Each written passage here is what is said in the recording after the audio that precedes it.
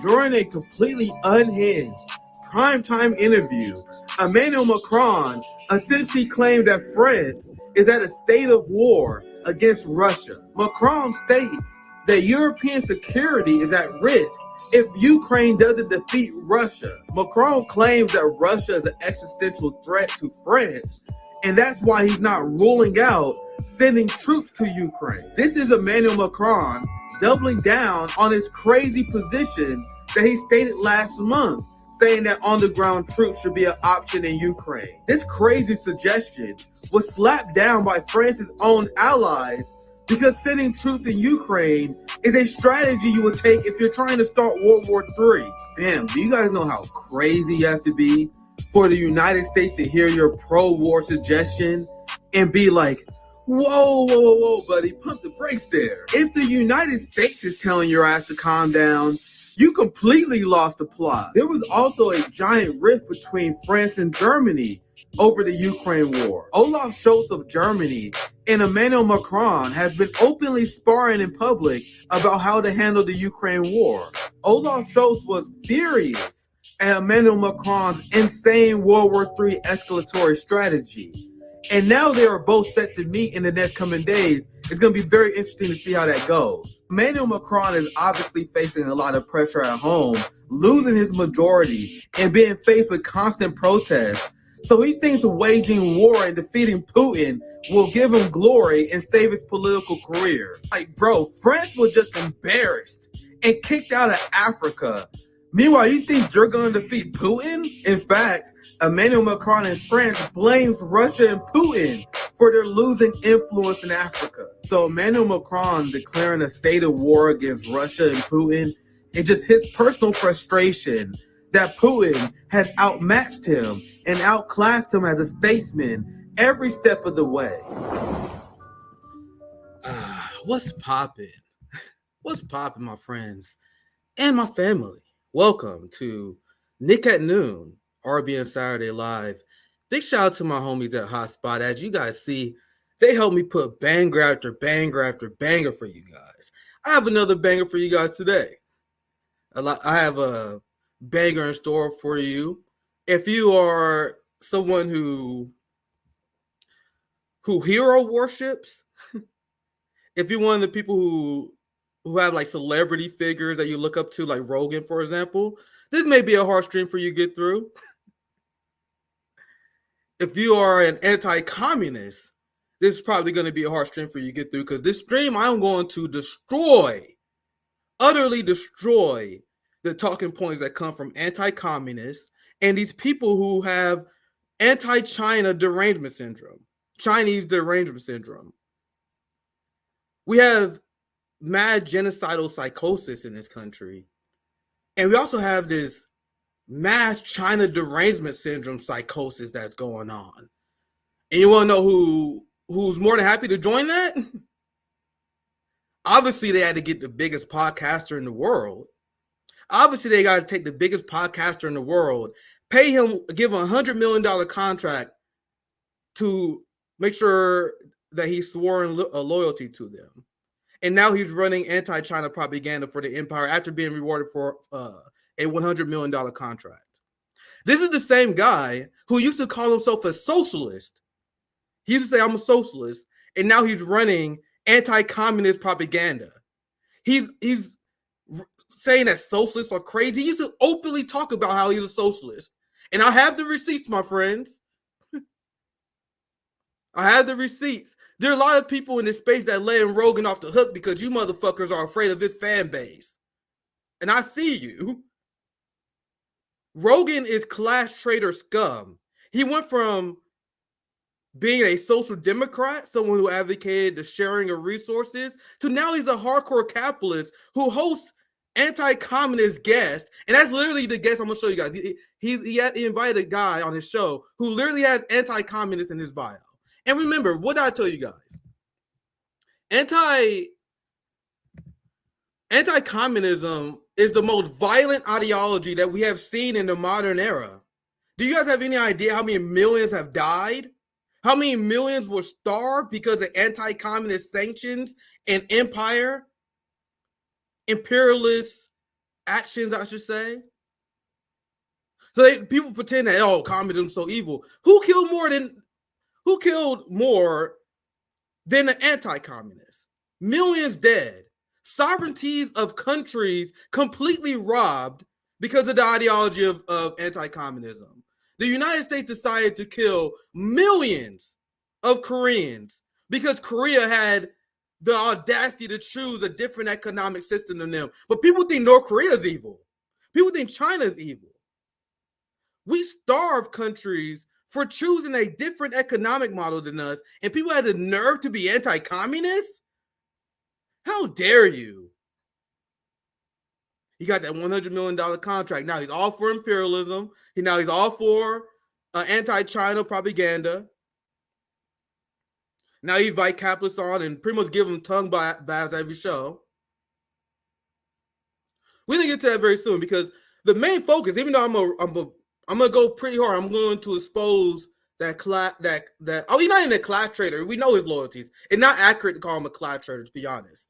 He hasn't had a normal job in like 30 plus years. He used to talk about all the time. I haven't had a normal job 30 plus years. He's not a worker. He is a capitalist. So it's not accurate. I said it earlier. I want to be clear. It's not accurate to call Joe Rogan a class trader. He is a capitalist that must be defeated. He is loyal to his class. And the people who are loyal to the capitalist class are spending their time pushing anti-China propaganda. And we're going to start here with, obviously, the TikTok ban and the reaction from the TikTok ban. This anti-China hysteria made it so white America became completely okay with, and they advocated for suppressing free speech the same way they did with Israel. Israel, one of them issues that you can convince Americans, many people on the right, like Ron DeSantis and all these right-wing influencers, they will ignore the BDS crackdowns. It's one of them things I used to bring up to Glenn Greenwald and Jimmy Dore all the time. Well, I'm like, guys, when you look at look at my segment with Glenn Greenwald, one of my first ones when I brought this up, I'm like, you can't say the right wing is for free speech. The only people for free speech are the Marxists, are the people on the left, the true people on the left, because the people on the right put BDS. Ron DeSantis puts BDS. They believe people should be censored because their criticism of Israel. I was saying this before October 7th. One of the few people saying this. I'm one of the few people saying that this insane TikTok, this anti-TikTok trend is because Israeli propaganda was being exposed. We did literally throughout the course of this week, I've been exposing to you guys why Israel is behind the TikTok ban.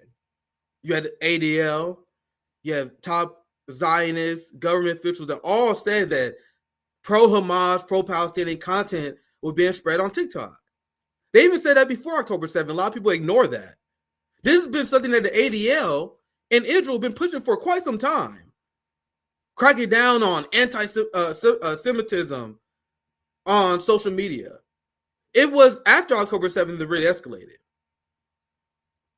Now I'm going to show you guys Tucker Carlson because he's not where most of my fangs in this stream going to go to. I already went after Tucker Carlson recently. But I'm going to show you guys his take on the TikTok ban. And you're going to notice one glaring omission. I give credit to my friend, the toxic leftist. We're the toxic leftists out here. Big shout out to him. He's the one who found this and flagged this. I want to give him credit.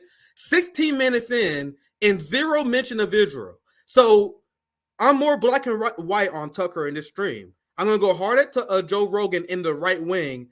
But Tucker Carlson is one of the few people on the right that actually hold Republicans and conservatives accountable. I don't like the guy. I find him very annoying. You guys heard my analysis over Tucker Carlson. But my biggest criticism of the people calling the red-blue game is that liberals never criticize Democrats. Conservatives never criticize Republicans. It's an absurd idea that you will run your politics like this. So I give Tucker credit for going after and criticizing conservatives. Now, at least. He used to be for the TikTok ban. Now he's like, man, he's definitely conservative. He's definitely a Republican, but he's just not blindly following the Empire talking points no more. So he is pushing back on his party, these psychopaths that is using anti-China derangement syndrome to push for censorship of Americans. But you're also going to see the flaw of Tucker Carlson here as well. Because Tucker Carlson he's not spending this live stream explaining to you guys why China's not the enemy.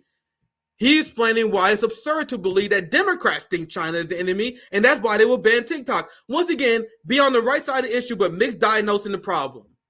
So 16 minutes of this conversation. We're not going to play all of it, but no mention of Israel throughout the entire thing. The majority of House Republicans, amazingly, just aligned with the Biden administration on one of its top priorities to ban the social media app TikTok. This amounts to the most far-reaching act of censorship in the history of the United States. It's an attack on the right of American citizens to receive their information from any source they choose. That right there, period, the story is over.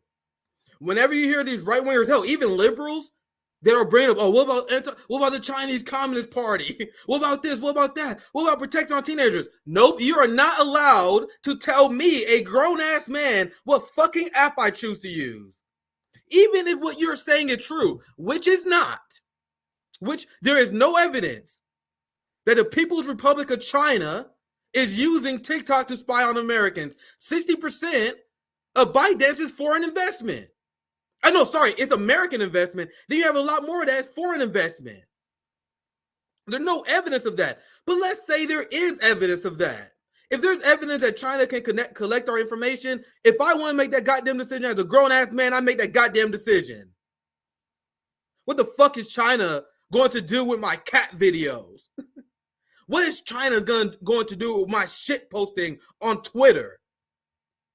The United States, they will use that to sink the police state and kill my black ass.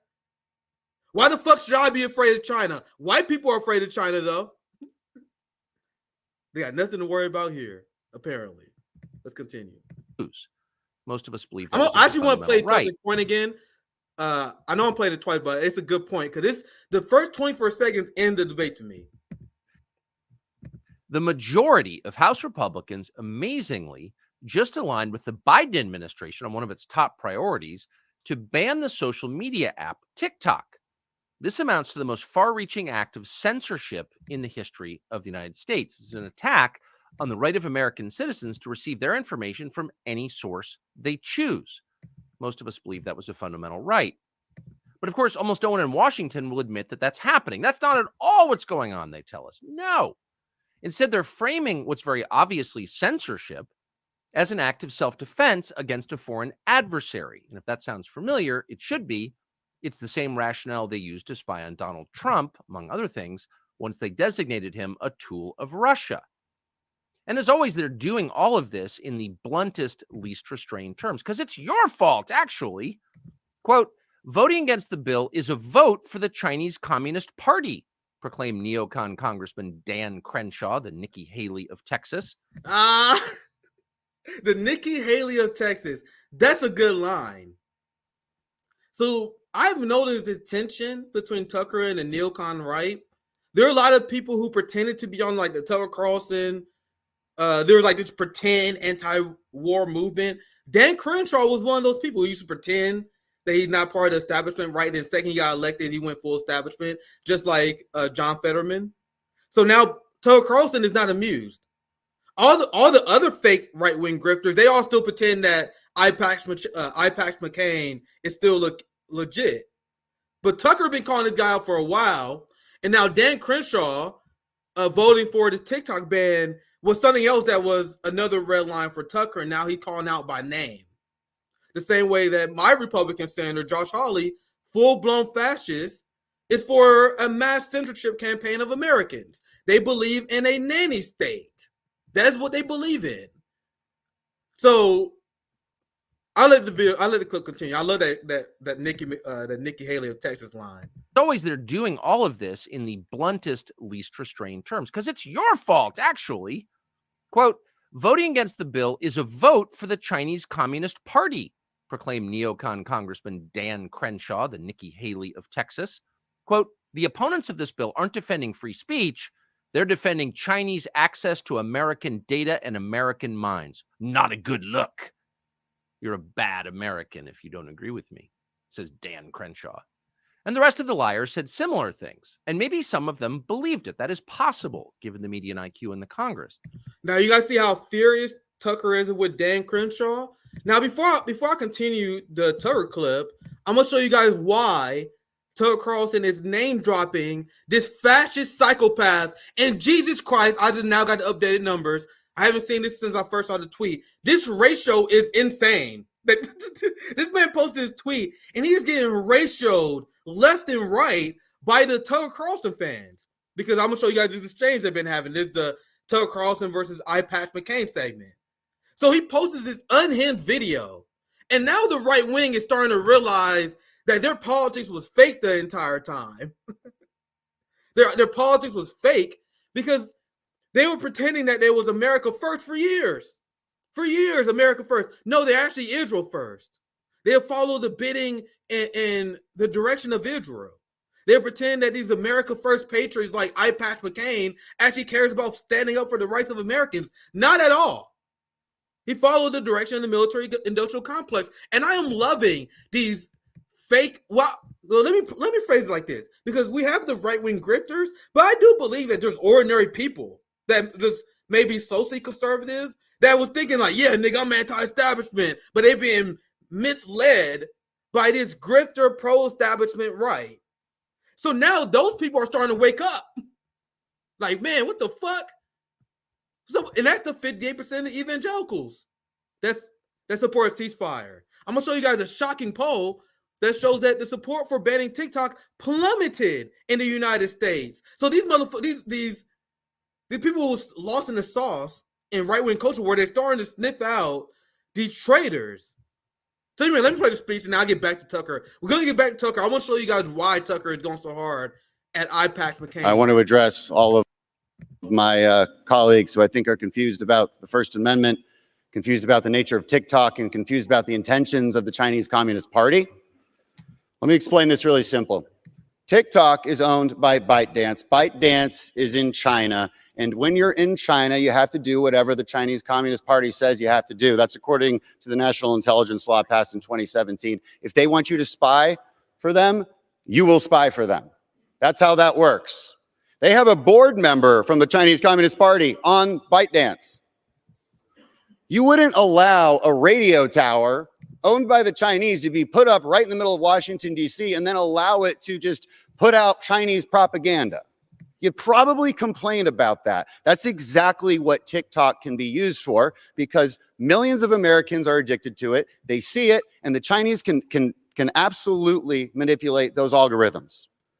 The First Amendment does not give the Chinese Communist Party the right to American data or the right to manipulate the minds of Americans. That would be a really weird interpretation of the First Amendment. The primary counterarguments to this bill seem to be as shallow as, well, it doesn't do everything I want, and Facebook's really mean, and I don't want them to make money. So what, then that means you owe Chinese access to all of our data and access to manipulate the minds of Americans? I don't think so.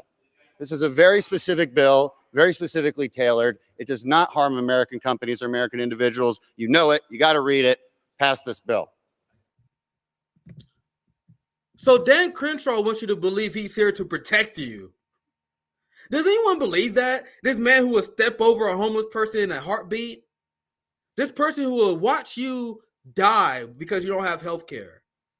A person who will watch someone go into medical debt and their family go into medical debt. You really believe that he's doing it to protect you? Meanwhile, I'm going to let Tucker take it from here because this is Dan Crenshaw repeating the ideology of Nancy Pelosi and Chuck Schumer. Trying to pretend that he's opposition. You have the same politics as Nancy Pelosi and Chuck Schumer and Joe Biden. We got to moderate social media to protect you. Does anyone really fucking believe that? Now you guys see why Tucker is dragging them. Now let's get back to this beef, and I'm going to show you guys Tucker obliterating McCain on Twitter. Like Dan Crenshaw thought he was going to come back at Tucker like this, and it went as bad as you would expect. Chinese access to American data and American minds. Not a good look. You're a bad American if you don't agree with me, says Dan Crenshaw. And the rest of the liars said similar things, and maybe some of them believed it. That is possible, given the median IQ in the Congress. But just for a moment, let's consider their argument rationally. Let's just assess it for a moment. The federal government very much wants to protect us and our children from China. That's what they're telling us. Now, let's assume for a moment that that's true. And let's further assume that the Chinese government is, in fact, a greater threat to our happiness and well-being than our own government is. That's a stretch if you think about it. In fact, it's totally unsupported by evidence of any kind. But for the sake of argument, let's just stipulate that that is, in fact, true.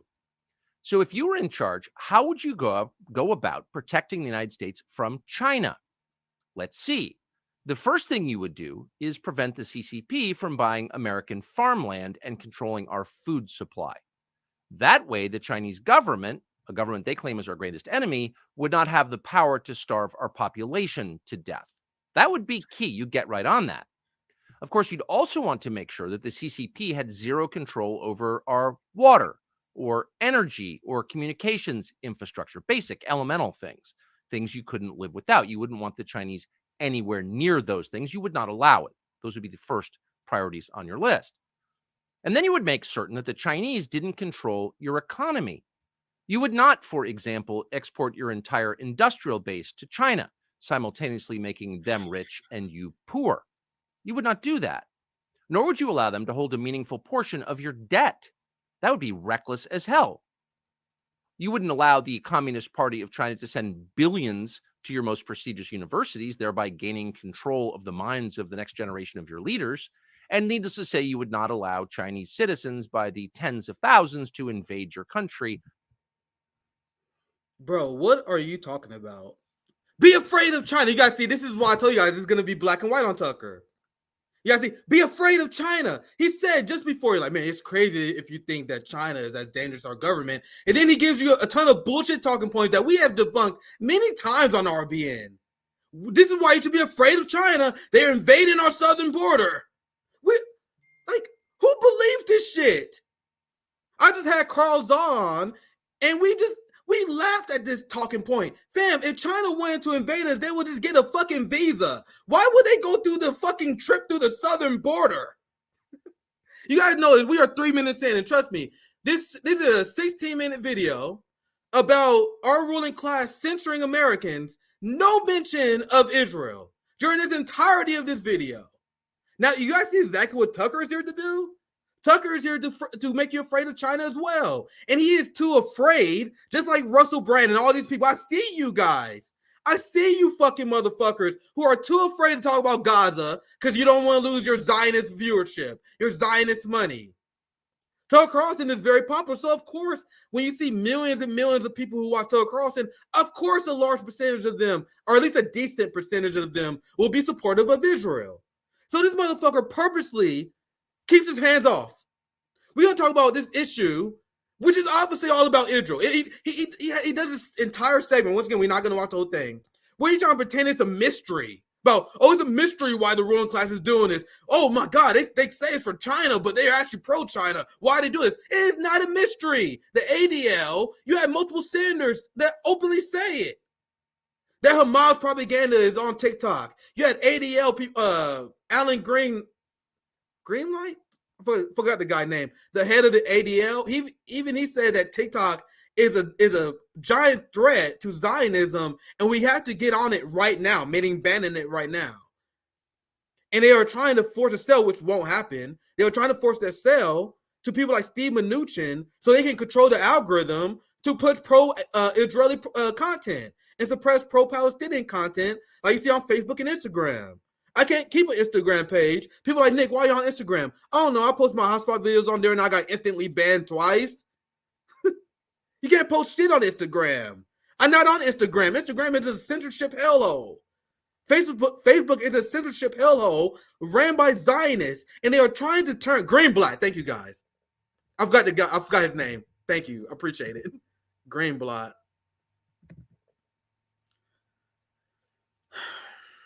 Anyway, I'll play just a little bit more of this because we don't have to watch the whole thing because we got to move on. Because you guys see how Tucker Carlson goes along with this be afraid with China bullshit. Anyway, let's continue. Over your southern border. That would be insane. You would furthermore keep Chinese citizens out of medical, scientific, and R&D facilities. You definitely would not fund their biolabs or cover up for them when they unleashed killer viruses on the world. Bruh, will you guys shut up? Do you guys know the U.S. biolabs, the biolabs in China was a joint effort? You had the United States and China that was funding that. Why do they always leave that out? You notice that? When all the right wingers like, you gotta know China, fuck. How do you have two thoughts at once? At first, they will say Dr. Fauci funded gain of function and funded these biolabs, and then they will also blame China. Which one is it? Did the boy that did a guy that your boy Tucker Trump? You know how Trump was all for Fauci, didn't fire Fauci? Like, you guys blame Fauci for this shit, but the United States have the joint operations where they fund these biolabs in China. It was a joint operation. But they always leave that out. They always leave out the fact that we was funding this research too. And they always say, oh, it's only China. China is responsible for COVID. Get the fuck out of here. Which is true? Is Dr. Fauci responsible for funding this? Which is something that you would say. You would say that that Dr. Fauci is responsible for creating COVID. That is what Tucker Carlson say. That what Jimmy Dore say. That what anyone say. And I believe them because there's plenty of evidence of that. So how can you guys go from attacking Dr. Fauci to blaming China? Do you guys see how that doesn't make sense? You guys see how they hold two thoughts at the same time? Is it Dr. Fauci in the United States or is it China that created the China virus, the COVID virus? You guys call it the China virus.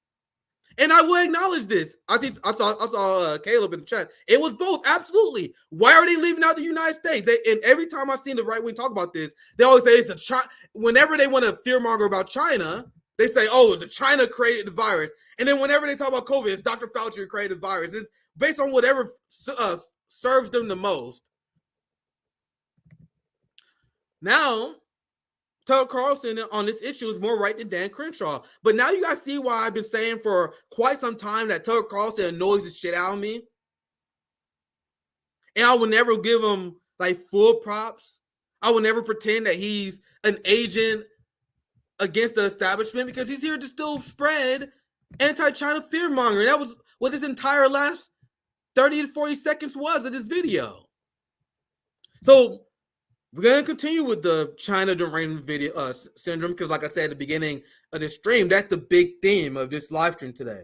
I'm going to show you guys this anti-China derangement syndrome that the right, mostly a lot of these white Americans have for no reason. Well, I know why they do.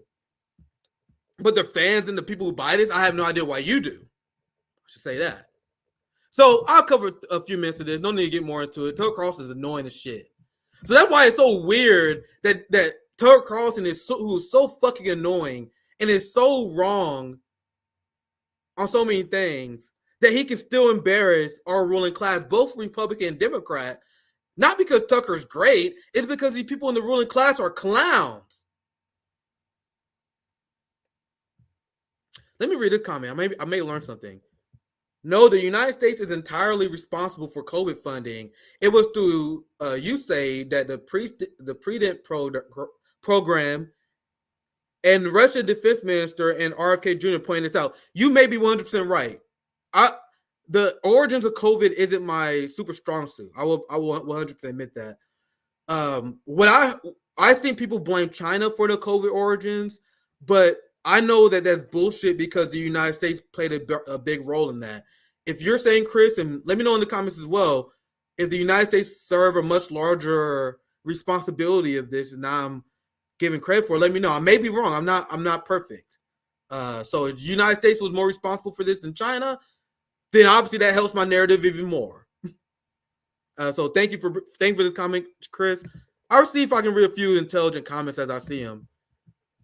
So this is Dan Crenshaw. I guess I should show this video because you guys haven't seen it, and then I'll show you guys what Tucker Carlson say in response to this video. Access to everything TikTok has, which means data on all Americans, and with data and with access to your app that you're addicted to, you can vastly manipulate an entire population, which the Chinese have done. Are you worried that our intelligence agencies are doing the same thing domestically? Am I worried that I know that they're not? They're not manipulating Americans. They're not controlling the flow of information. Yeah. Did you have some evidence otherwise that you'd like to share? I mean, Okay. before Were the you 20, at- Any serious questions? It's a fight dance word to say.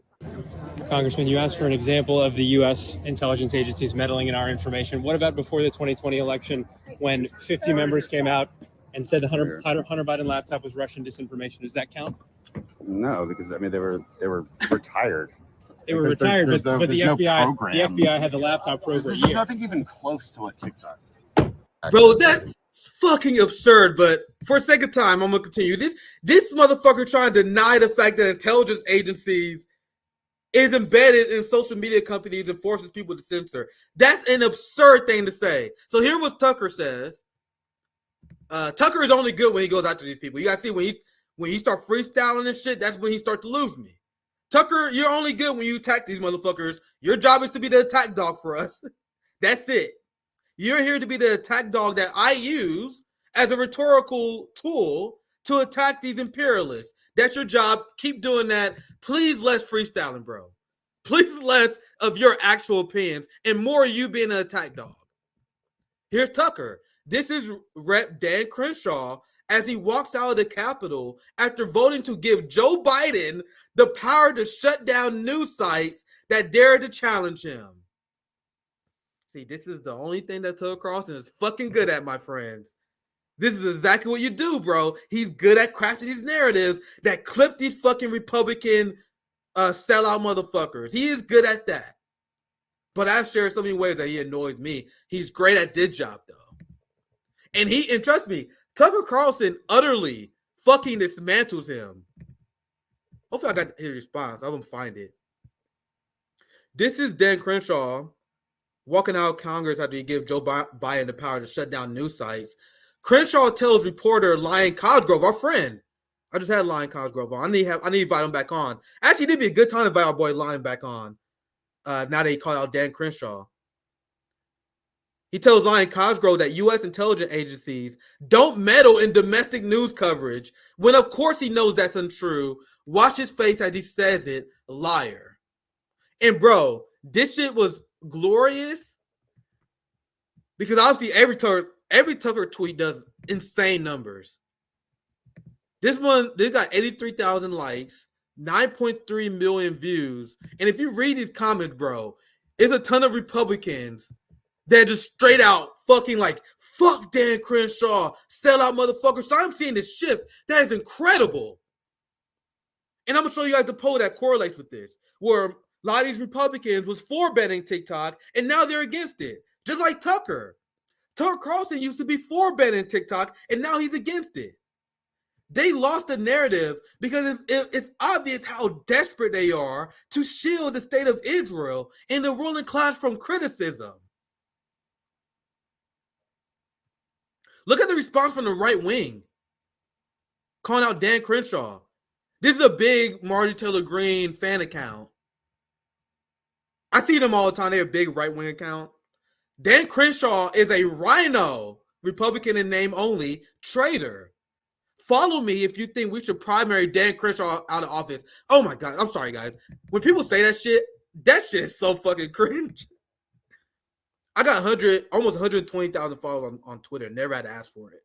Whenever people had to ask for it, it's so fucking cringe.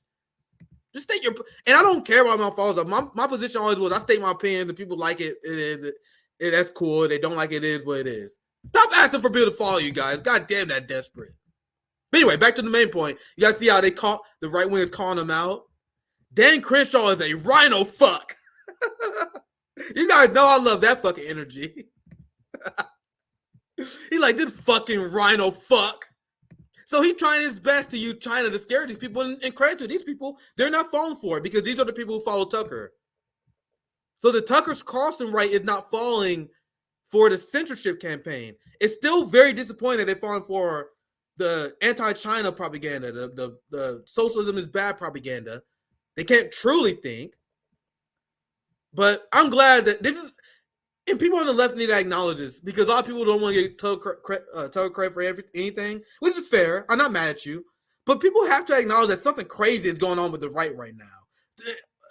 to the point I never seen anything like this in my life. I'm not even saying that these people are going to be allies. I don't think they are. I'm a communist. I believe in class warfare above all else. These people largely are our class enemies. But there is something very significant going on with, like, at least the Tucker Carlson right, where they're starting to question their party the way I never seen Republicans did before. I may be naive on that point, but I haven't personally seen it. Look at this. What a disappointment this man has become. These guys can't see past their noses. Dan Crenshaw is a liar. Live Dan Crenshaw. Like, bro, every comment. Look, this. Now that's a good one. Now that's fucking good. Rhino. I Pax McCain. I got that name. I didn't make that up. If you guys don't know that, I'm not taking credit for that. That's what people from the Tucker Carlson right say about Dan Crenshaw. He's I Pax McCain. Now, that's funny. I think I have so this tweet was horrible news for Dan Crenshaw. Because you guys see, like, these are not fringe tweets. These are tweets from giant right-wing accounts that follow Tucker Carlson, and every single one of these tweets that are bashing Dan Crenshaw is getting thousands of likes. This one got 4.6K, 4,600 likes. This person said, there is no bigger congressional Republican traitor to America than Dan Crenshaw. He needs to be primaried and never in public office again. So this is absolutely horrible news cycle PR for Dan Crenshaw, who needs Republicans to support him so he can remain in power. So you guys want to know what this desperate motherfucker says? This pure desperation from Dan Crenshaw. He has to respond. And trust and believe me, this is one of the ratios of the year. 15,000 comments compared to only 9,000 likes. And I promise you, all 9,000 of those likes are Liz Cheney Republicans and liberals who had Tucker Carlson derangement syndrome. The entirety of the right wing is clapping Pax McCain over this because this guy took the advice of an advisor who should be fired immediately. Because after Tucker Carlson called you out, like, Tucker, knowing how we feel about him, is kind of the kingmaker on the right. He is probably one of the most significant political voices in our duopoly than anyone else. Who more influential than Tucker? Now, you got Tucker calling you out by name, bro. If I was advising you, I'm like, bro, keep your head down. Keep your head down. Don't say shit. This shit will only get worse. I don't know if someone gave him bad advice. I don't know if it was his ego. But this motherfucker decided to respond, and that was a horrible decision. Because all the Republicans who might have missed Tucker going after you now sees this. Every single right-wing show is going to cover this. Tucker going to drag you endlessly. Every person on the right is going to see you as the fraud that you are. Now look, this is Dan Crenshaw's response. Tucker lying for attention as usual. Maybe since he lost his production assistants at Fox News, he can no longer do basic research or read short legislation. Nothing in the TikTok bill gives anyone any authority to shut down news agencies. Tucker is mad about a bill that simply stops the CCP from stealing the data of tens of millions of Americans and using TikTok to push their propaganda. 90% of conservatives in the House voted for the bill. That is not a good argument for you, sir, to bring up the fact that Congress, who has a 13% approval rating, supports something. Bring up the saying that, oh man, the establishment supports something, that's why we should support something, is the worst argument you can possibly make. But anyway, let me continue. None of this is surprising, since Tucker never misses an opportunity to defend America's enemies and, of course, garner some clickbait on his Chinese TikTok account. I can check to see if I missed something, but as far as I'm aware, Tucker Carlson didn't even respond. Actually, no, I'm gonna show you guys the comments on this. He didn't have to respond to his unhinged tweet because this is one of the, as I said earlier, this is one of the ratios of the year. One of the most devastating ratios I've seen all year. We have 15,000 people. And if you're not on Twitter, if you're offline, if you're not on as online as my nerdy ass is, I will explain. A ratio is when you have more comments, or at least even amount of comments as likes. That's not a good thing because anyone can get likes on the tweet. You can shit post a few hundred likes. But if you got a lot of comments, that's a lot of people telling you that you're a fucking moron for the most part. That's why they call it a ratio for all the people who are not nerdy like me. So when you see that 15,000 people commenting on this post, essentially all of them calling him a fucking moron, one of the worst fucking ratios I've ever seen. So I'm going to read just a few of them. And this story united the left and the right because obviously communists and liberals, not liberals, but communists and even social democrats are against the TikTok ban. And then you had the Tucker Carlson right that's against the TikTok ban. And one of the reasons why this ratio is so glorious because we are seeing people come together to drag this motherfucker. The true left-right unity comes in dragging these sellout politicians, which is why I'm opposed to duopoly leftists, because you lose people when you start propping up these duopoly sellouts. Like Tucker, even though he's doing a good job humiliating Dan Crenshaw here, he loses the black and brown working class or anyone who's fucking rational when he start pushing Donald Trump an enemy of the working class. You guys see how post-duopoly politics is the only way you should really go? So I'm going to just read a few comments so you guys see pushback that come from right-wingers and people who are not like crazy communists like myself. Ain't nobody reading all of that deflection. You got caught lying about United States intelligence involvement in our media, which means you are one of them, not one of us. You are an enemy of we the people, and we are going to treat you as such.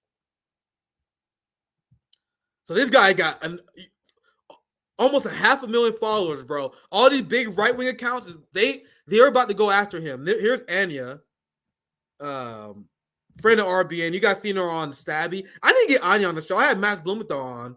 I didn't get Anya on the show. I don't think I ever had a show with Anya. But I have friends RBN. Yikes City, she says. Here are the Hodge twins, bro. The greatest grifters of all time, bro. I'm not fucking around with you guys. Remember the joke that we guys tell you guys? When Dr. Cornel West calls us a grifter, when people call us grifters, I'm like, bro, you have no idea what the fuck you talking about. You have any idea the kind of money and followers RBN would have if we was black and we was pro-Trump? The Hodge twins, you guys see I name drop them every once in a while because I find them to be a very hilarious account. They, just like many other of these people, they are black people that tell white Americans, MAGA, what they want to hear. And because of that, they are filthy fucking rich. They got 2.4 million followers. And if you ever see these people, they are like the biggest Trump bootlickers of all time. So Dr. Cornball West and all you bad-faced social democrats who keep calling us grifters RBN because people listen to us, you guys realize that being a revolutionary, me calling myself a communist on stream is easily the worst grift that someone can make, right? If I was a grifter, I would do what these motherfuckers would do because if I did, I would have 2.4 million followers.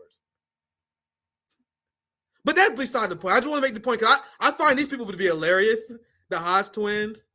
So they chime in on this because they're giant right-wing influencers.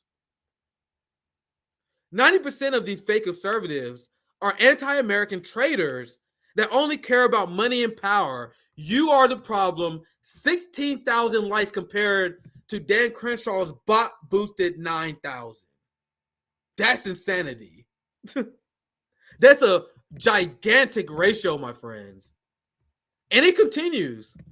You're literally running cover for the FBI and CIA when you defended them for covering up Hunter Biden's disgusting laptop. You're a deep state douchebag, and everyone knows, Dan, this video is irrefutable. So Dan Crenshaw decided to commit political suicide by starting this beef with Tucker Carlson.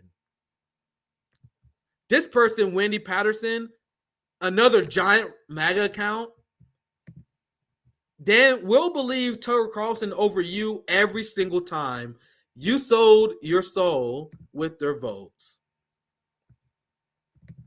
So, if you're a right-wing capitalist and you care nothing more than maintaining power.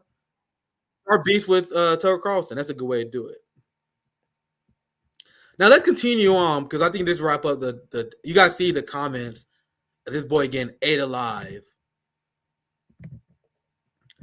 Now I'm gonna show you guys how Dan Crenshaw and 81% of Congress, 81% of Congress supported the TikTok ban, including a large percent of Democrats. But we got our boy JB. What's popping, JB? Oh, let's go! Let's go! What's popping up? Hold on, I gotta take the whole screen down. Bro. What's popping, bro? What's popping, JB? Hey man, I was listening and I was just like, man, let me come in and join you for a second. See, here's the thing. Surprise guest. Let's go. Here's the thing. A lot of times, a lot of people don't realize this, but if you guys ever watch, me on RBN, there'll be times where Nick will crash my streams, and I'll be so happy to have him. Let's go. Because then, I get his perspective. I get, more of a deeper Marxist perspective and all that. So, I'm happy for it. But then I'm like, you know what? I haven't crashed Nick's stream in a long time. And he's talking about Dan Crenshaw. I'm just like, all right. Let's go and talk. Let's talk about John McCain Jr. Because ultimately, like, what he just did was, yes, political suicide. Because you have a lot of people who say, keep your hands off of my rights. Keep your hands off of what I can and can't do. And a lot of times they'll say, a lot of these right-wingers, a lot of these Republicans will say, well, we don't want the government in our business. This is the government in your business. Yes. Nanny state. This is exactly what it is. And the thing is, like, I don't care. Like, look, and here's the crazy part. A lot of people don't realize this about us communists. We feel the same way. We feel the same way. And the only difference is we want people to be taken care of when it comes to their material needs. But we also don't want y'all all up in our business. So why in the hell are you sitting there going all authoritarian and saying, oh, well, we need to check TikTok. Like, dude, come on now. If people want to check TikTok, give them the right to do that themselves. Wait. Let the free market work itself out. Why is the government got his grubby little hands all up in the market, all up and saying, oh, well, we gotta do this for you? Why is it like Nick, you said this perfectly well. Why is there a nanny state telling us who we should and who we shouldn't be getting our news from or getting our entertainment from, right? Isn't that free speech? I mean, hold up, wait a minute. Here you are just on Twitter, which is owned by a South African national.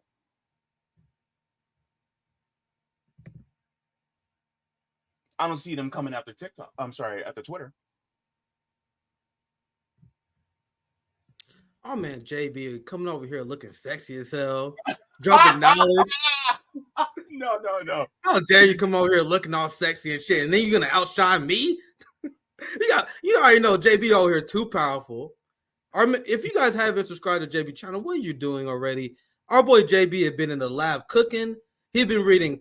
You probably, and I'll be one. JB probably read more theory than me over the last year or two. Oh no, JB, this boy been spitting fire. And I personally, I'm gonna say, and I said it many times, but you guys know I'm the hype man of RBN. I'm extremely proud of you, brother.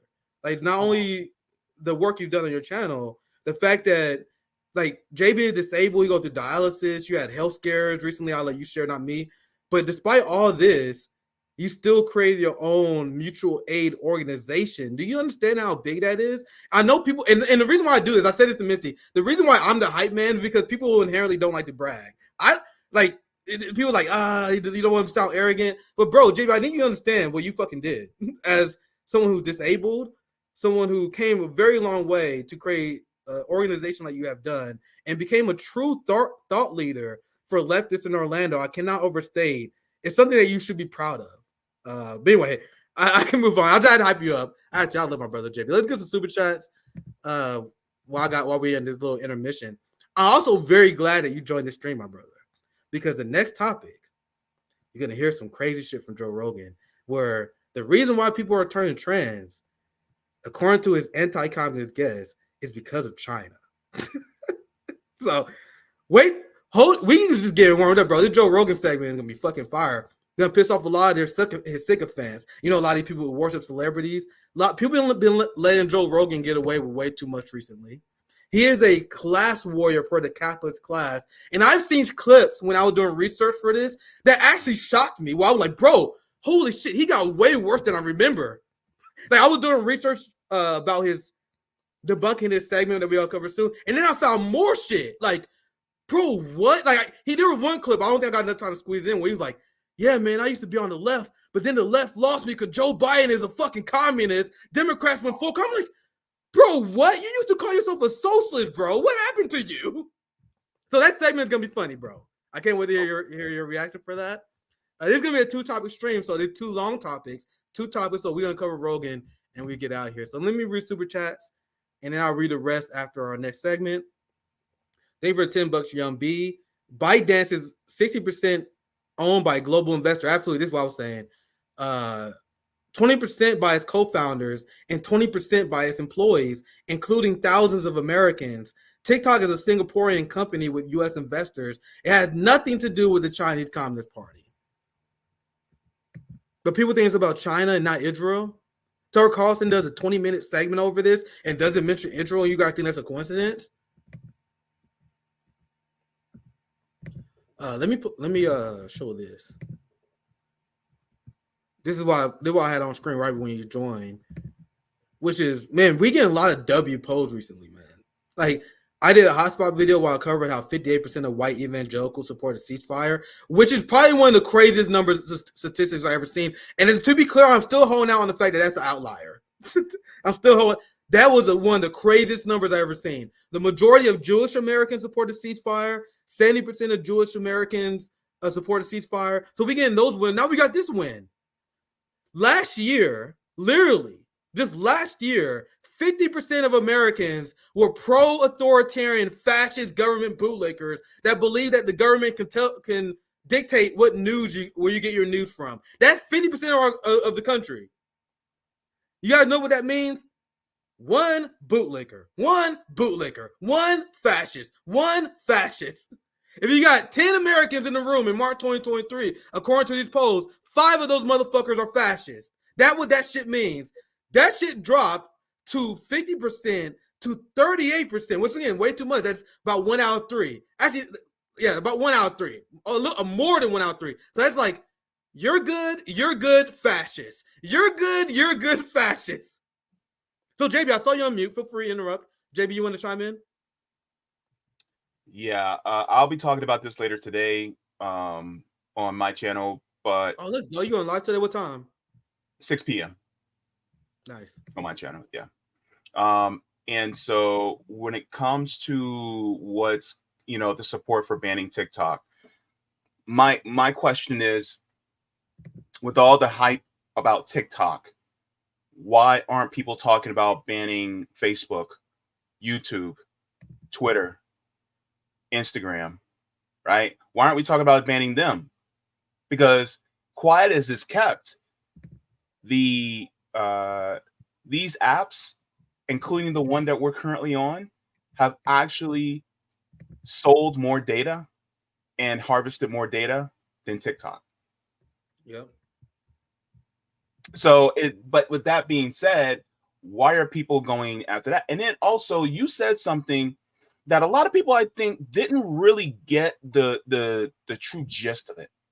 Over 60% of TikTok is owned by U.S. companies. U.S. It's American. And then the CEO is from Singapore, not China. Those are 2 different countries, right? To people who didn't take geography, Singapore, and not all Asian people look the same, just like not all black people look the same, all right? Get that xenophobia out of your head.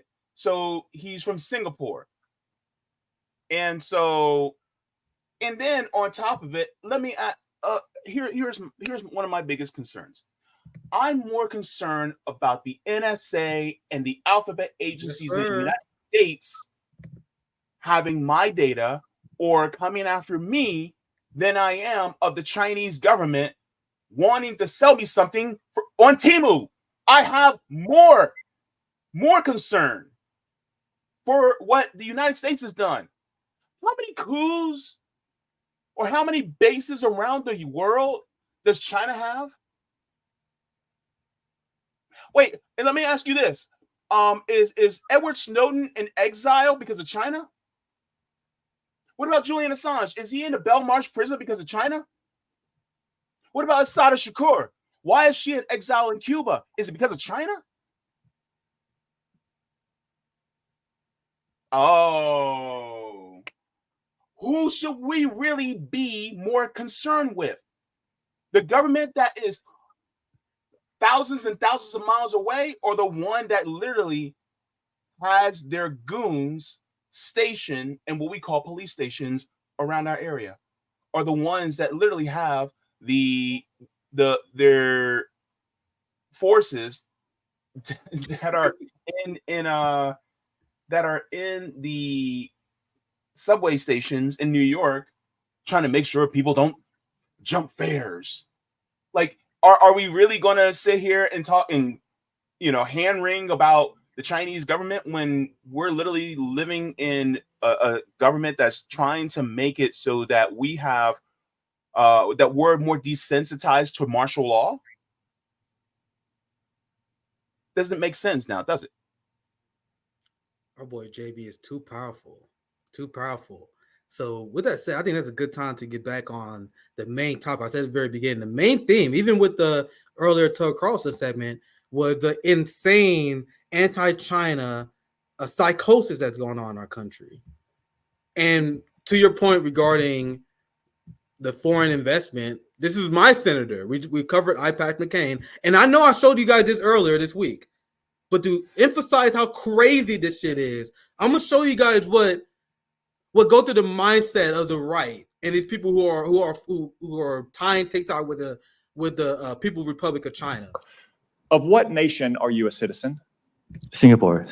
Are you a citizen of any other nation? No, Senator. Have you ever applied for Chinese citizenship? Senator, I served my nation in Singapore. No, I did not. Do you have a Singaporean passport? Yes, and I served my military for two and a half years in Singapore. Do you have any other passports from any other nations? No, Senator. Your wife is an American citizen. Your children are American citizens. That's correct. Have you ever applied for American citizenship? No, not yet. Okay. Have you ever been a member of the Chinese Communist Party? Senator, I'm Singaporean. No. Have you ever been associated or affiliated with the Chinese Communist Party?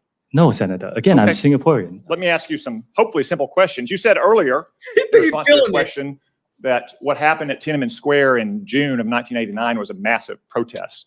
Did anything else happen in Tiananmen Square? Yes, I think it's well documented. There was a massacre. There was the indiscriminate slaughter of hundreds or thousands of Chinese citizens. What does this have to do with him? Yo, wait, what does this have to do with him? He's from Singapore. Children are American. Wait, hold up. Nick, I'm getting hot. I'm starting to itch. Hang on. Now, this oh my God, I'm trying not to cuss. I'm trying to be good. This is the senator I got to deal with. This is a Missouri senator, my friend. These are the people, like, there are grown-ass men in Missouri. Every time I see, like, and I said it before, it may piss some people off, but, I'm not politically correct. I don't give a fuck if I piss you off if I say this. Whenever I see an older white man in Missouri, I'm like, bro, there's a good chance this motherfucker voted for Josh Hawley, bro. I don't trust. like, how can I be in community with motherfuckers who voted for this guy? You know what I mean? Nick, I see your Josh Hawley, and I'll raise you a Marco Rubio. Okay? Oh, Jesus Christ. Yeah, I know. We both got it bad. I'm sorry for you, and you sorry for me. And Dianne Feinstein, we hurting, bro. We're screwed. But my biggest issue with what Josh Hawley is saying is I think this time. Oh, sorry guys, I made a mistake. Sorry guys, I covered Josh Hawley before, so this 100% my fault. Good fact check. This Tom Cotton, not Josh Hawley. My bad. They all the same thing to me. Like when I see Yeah, they Tom all the Collins and Josh Hawley, I literally get those people confused all the time. I get Tom Collins and Josh Hawley confused all the time. So thank you for everyone who fact checked me. That's my bad. Go ahead, JB. But here's my thing. This is xenophobia at work, right? Because basically he's saying, well, you look Asian, so you must be Chinese. So I'm gonna lambaste you with all the horrible things that China has done and attribute it to you, even though you're not Chinese. Look, the CEO of TikTok could be from Vietnam. He could be from South Korea. He could be from Indonesia. Tom Cotton doesn't care, because as long as he looks Asian, he's going to attribute him to being, Mr. Chu, he's going to attribute him to being Chinese. That's like looking at a Puerto Rican and calling him Mexican. Like, can you not tell the difference? Like, what the hell, man? And so this is xenophobia, racism, as well as xenophobia, as well as this is basically, it's idiocy. I'm sorry. I tell you guys, this stream is all about this anti-China psychosis, right? You guys know I got to build to the main event. Joe Rogan is next. You guys know I got to build it up a little bit, right? We're not gonna go through this segment too long. Not gonna play that much of it because I don't have to, honestly. I honestly don't think I have to just comment that much on this video. I want to show you guys the unhinged shit that's coming from our country right now regarding China. Mm-hmm. So anyway, I let play. I feel like I debunked a lot of stuff you're gonna hear him say. I just want to show you guys it. Feel free to interrupt if you want to, JB. Party attacking the bill that forces ByteDance to sell its share of TikTok or face a ban in the U.S. China accusing the United States of, quote, bullying and claiming that the ban will backfire on the U.S. A Chinese Foreign Ministry spokesperson out with this statement this morning.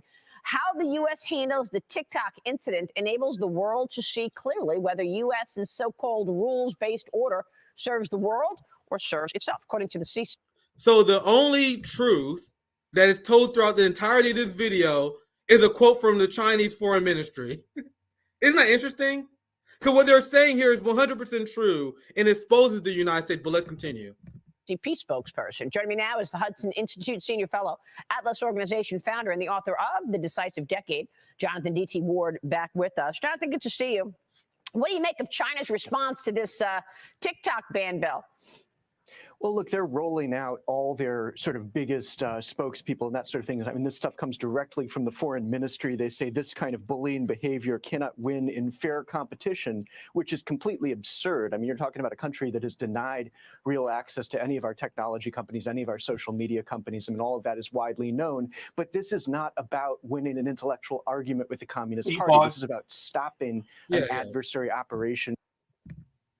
I find it funny that somebody like him would talk about how they don't allow necessarily them having access to U.S. technology, when in reality, and I think it was either Carl Jha or Danny Haifon that said that in China, you can use Twitter, you can use TikTok, you can use all these apps as long as you have a VPN, because China's like, we don't trust them because they're going to try to get your data and use it against you. And I'm going to show you guys why. They do against us. Sorry, JB, but I'm going to show you guys exactly why that China has the policy that they do. Americans bitch that China won't allow them to cyber hack them and do these psyops. And that's why China is very protective. That same way that DPRK, Cuba, and all these countries who are victims of U.S. imperialism, they're very protectionist. They protect their people against the United States influence that they know they will be used in a malicious manner. And trust me, I have a receipt that's going to prove my fact, but I want to wait until after this because once again, you guessed it, everything that we are saying is pure projection, my friends. So let's because what they're accusing China of doing with no evidence in the United States is what stuff that we are doing in China, which is confirmed. Hold that thought, and I'm going to let this video continue. in the United States. And I think we need to go back to what TikTok actually did last week and remind ourselves of what happened. They basically turned the app that's being used by 170 million Americans into a tool of direct political action. What users found when they logged in was something that said, "Speak up now before your government strips 170 million Americans of their constitutional right to free." Oh, I'm supposed to be afraid of China because of this, JB? We're supposed to be afraid? And they're like, oh my God, this TikTok is so dangerous. You see all these people organizing against us? My jaw dropped to the floor when I heard this part of the segment. I think this is the exact thing I decided I want to show this on RBN. This part right here, they're gonna show you guys exactly why they're afraid of TikTok. Here he just openly admits it. They're lobbying on TikTok. People are communicating on TikTok to stop us from suppressing their free speech. Let's continue here. I'm sure you're gonna have a lot to say. Let him finish this point. I'll pass it to you, JB. 170 million Americans of their constitutional right to free expression. I'm gonna go back to when you make that something statement. that said, "Speak up now before your government strips 170 million Americans of their constitutional right to free expression." Then it had a call button where people could call their senator. So, I mean, clearly they think that they're untouchable. I mean, this is ByteDance, which is basically deeply tied to the Chinese surveillance state. And they're acting, I think, with impunity here. So it was a huge win for America yesterday to pass this bill in the House. I mean, finally, Maria, we're winning a battle here in this, just obscene sort of situation that we found ourselves in, where China is, I think, gaining on every front, and all we do is talk. I mean, we're finally winning something. So pushing this forward. And then I think the other side of it is the Communist Party, and I don't think this is that well known. One of their key Politburo members, Wang Huning, who I think we should pay more attention to, wrote a book early on in his life called America Against America. And he had traveled widely here, saw what he thought as the contradictions, the potential for divisions. The Russians think that way about us too. But there's an idea in Communist Party strategic thinking about using a country to fight a country. So this is what they want. They want us to be fighting each other, and they're accomplishing that. So I would also, the people that executed this. So America is divisive politically, not because of Fox News. The channel that you're on? That Fox News is not the reason why Americans are fighting each other, JB. China is, because there's a secret communist plan. And I guess we haven't read enough theory, JB, because I guess I missed this part. And correct me if I'm wrong, if you read some theory that I didn't read that showed that there's a secret communist plot to make countries fight each other. You want to know whose plan that actually is? The United States. That is what the color revolutions are. That is what we did in South America. The Operation Condor. That's everything we have done. Everything that we have done to other countries, sowing division, so there would be mass uprisings. It's literally what they're projecting on China. It's insane. But JB, I know you like, nigga, I'm ready to go. So let's go. JB, go ahead. Feel free to chime in. Yeah, it's like LaWanda said, I'm ready to go. So was it a plot by the CCP? It's not the CCP. It's the Communist Party of China. It's CPC. These demented ding-dongs. Anyway, so was it a plot by them to sign NAFTA and ship our jobs overseas to China so that it currently enriches China so that they become now a almost nearly larger superpower economically than the United States? Was that a plot by China? Was it a plot by China, excuse me, for them to lift 800 million people out of abject poverty? Was that a plot against us in somehow, some way? Because I don't see anything like that. Was it China that caused us to have divisions through these media companies like MSNBC and Fox News and CNN? Was it their plot? Were they the ones doing it? You see, the thing is, like, everything that's considered bad, it's like, oh my God, it's the Chinese from the conservative side, or oh my God, it's the Russians on the liberal side. Yes. When in reality, baby, the calls coming from inside the house. Yes. It's always has been the division that keeps us, that division is being caused literally by the two people on that screen under Fox, over Fox, and over MSNBC and over CNN, because that division is great for the capitalist overlords so that they can keep the workers divided. They don't want us to know what's going on in China for real, because they don't want us workers to actually get any bright ideas. That's what it is. So there's no need for me to continue this segment. The reason I'm showing you guys is to show you guys just general anti-China hysteria that's on Fox News every day. Fam, if I did a segment like this every time I seen it, I would talk about nothing other than Fox News China segments. Go to their channel and count how many titles you see with China in it. Yeah. I just picked the most recent one, watched it, I'm like, yep, here it is. I'll show you guys this one to build this narrative of this anti-China narrative. And like I said, my friends, everything they say is pure projection. Pure projection. Exclusive. Trump launched CIA covert influence operations against China. You want to know what they did? Literally the same thing they're accusing TikTok of doing right now. Listen to this. 2 years into office, Donald Trump authorized the CIA to launch a clandestine campaign on Chinese social media aimed at turning public opinion in China against its own government. JB, what does that sound like? Keep going, you know the bro. thing they just complained about last segment? This is confirmed. 3 former officials. So it's not like they're like, nigga, we was there. We was there. Where the Chinese Communist Party people saying, yeah, we control TikTok? 3 former officials told Reuters that the CIA created a small team of operatives who used bogus internet identities to spread negative narratives about Xi Jinping's government. This is literally Russiagate.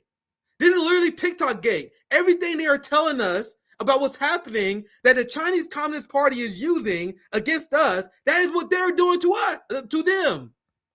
You know how they say that Russia is trying to launch cyber attacks? I shared with you guys many times before. Trump literally gave CIA the permission to launch financial cyber attacks on Russian infrastructure, something that even Barack Obama wouldn't do. Yep. I think he's a Putin puppet, though. People think anti-CIA, JB. How crazy is that? They think Trump is anti-CIA. But JB, I know you want to chime in. Feel free to chime in. Of course. Ain't that the chamber pot calling the toilet white? It's crazy.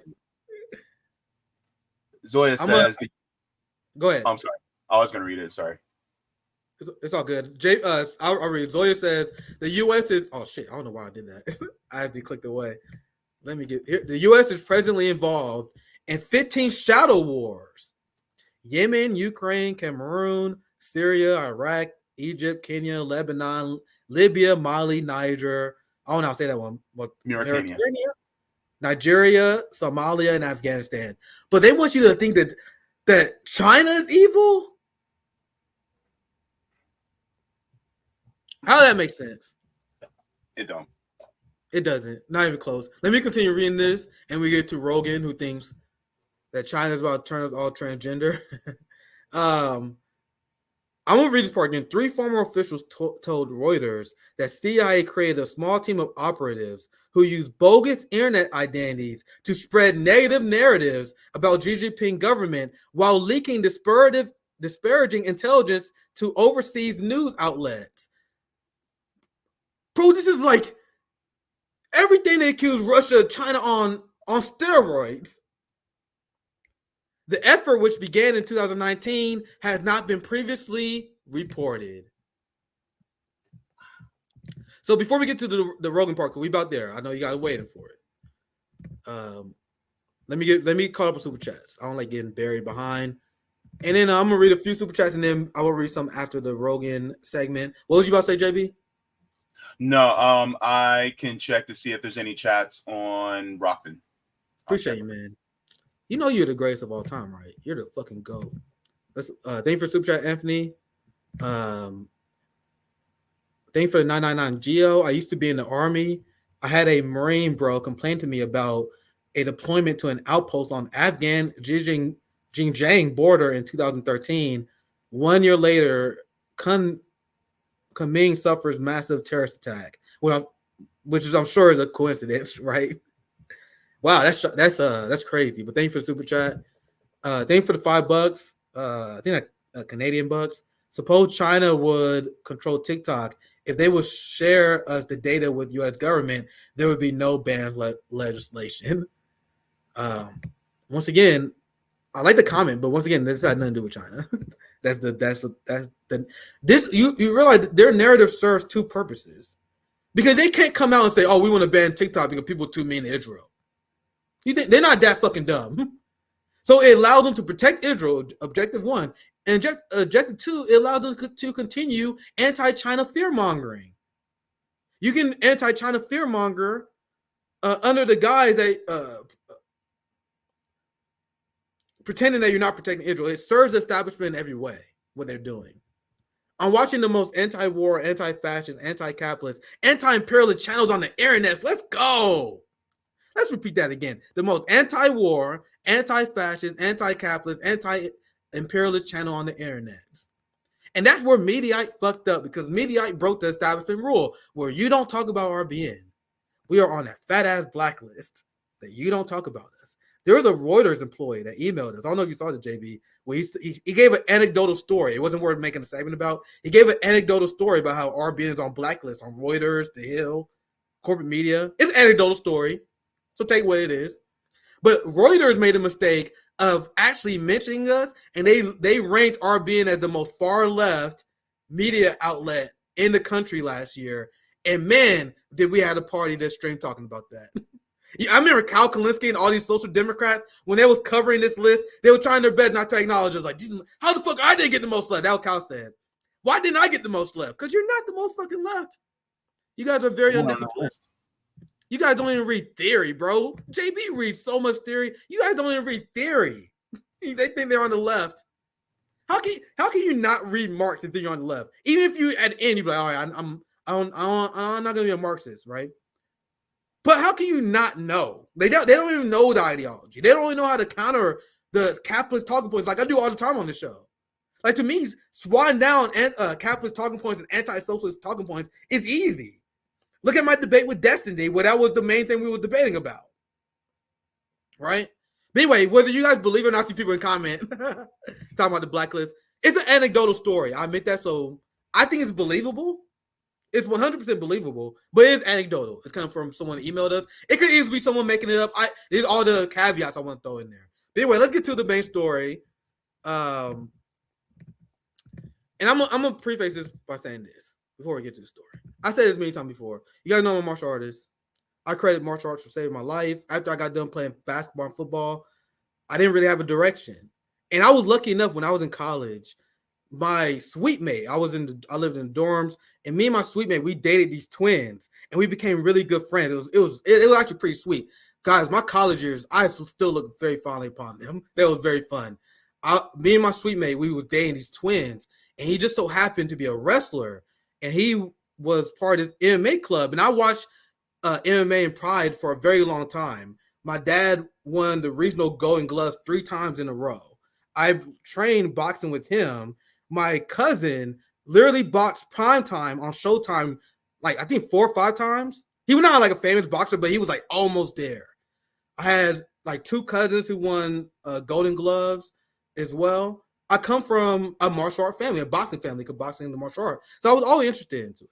So my suite mate introduced me to jiu-jitsu and to Muay Thai.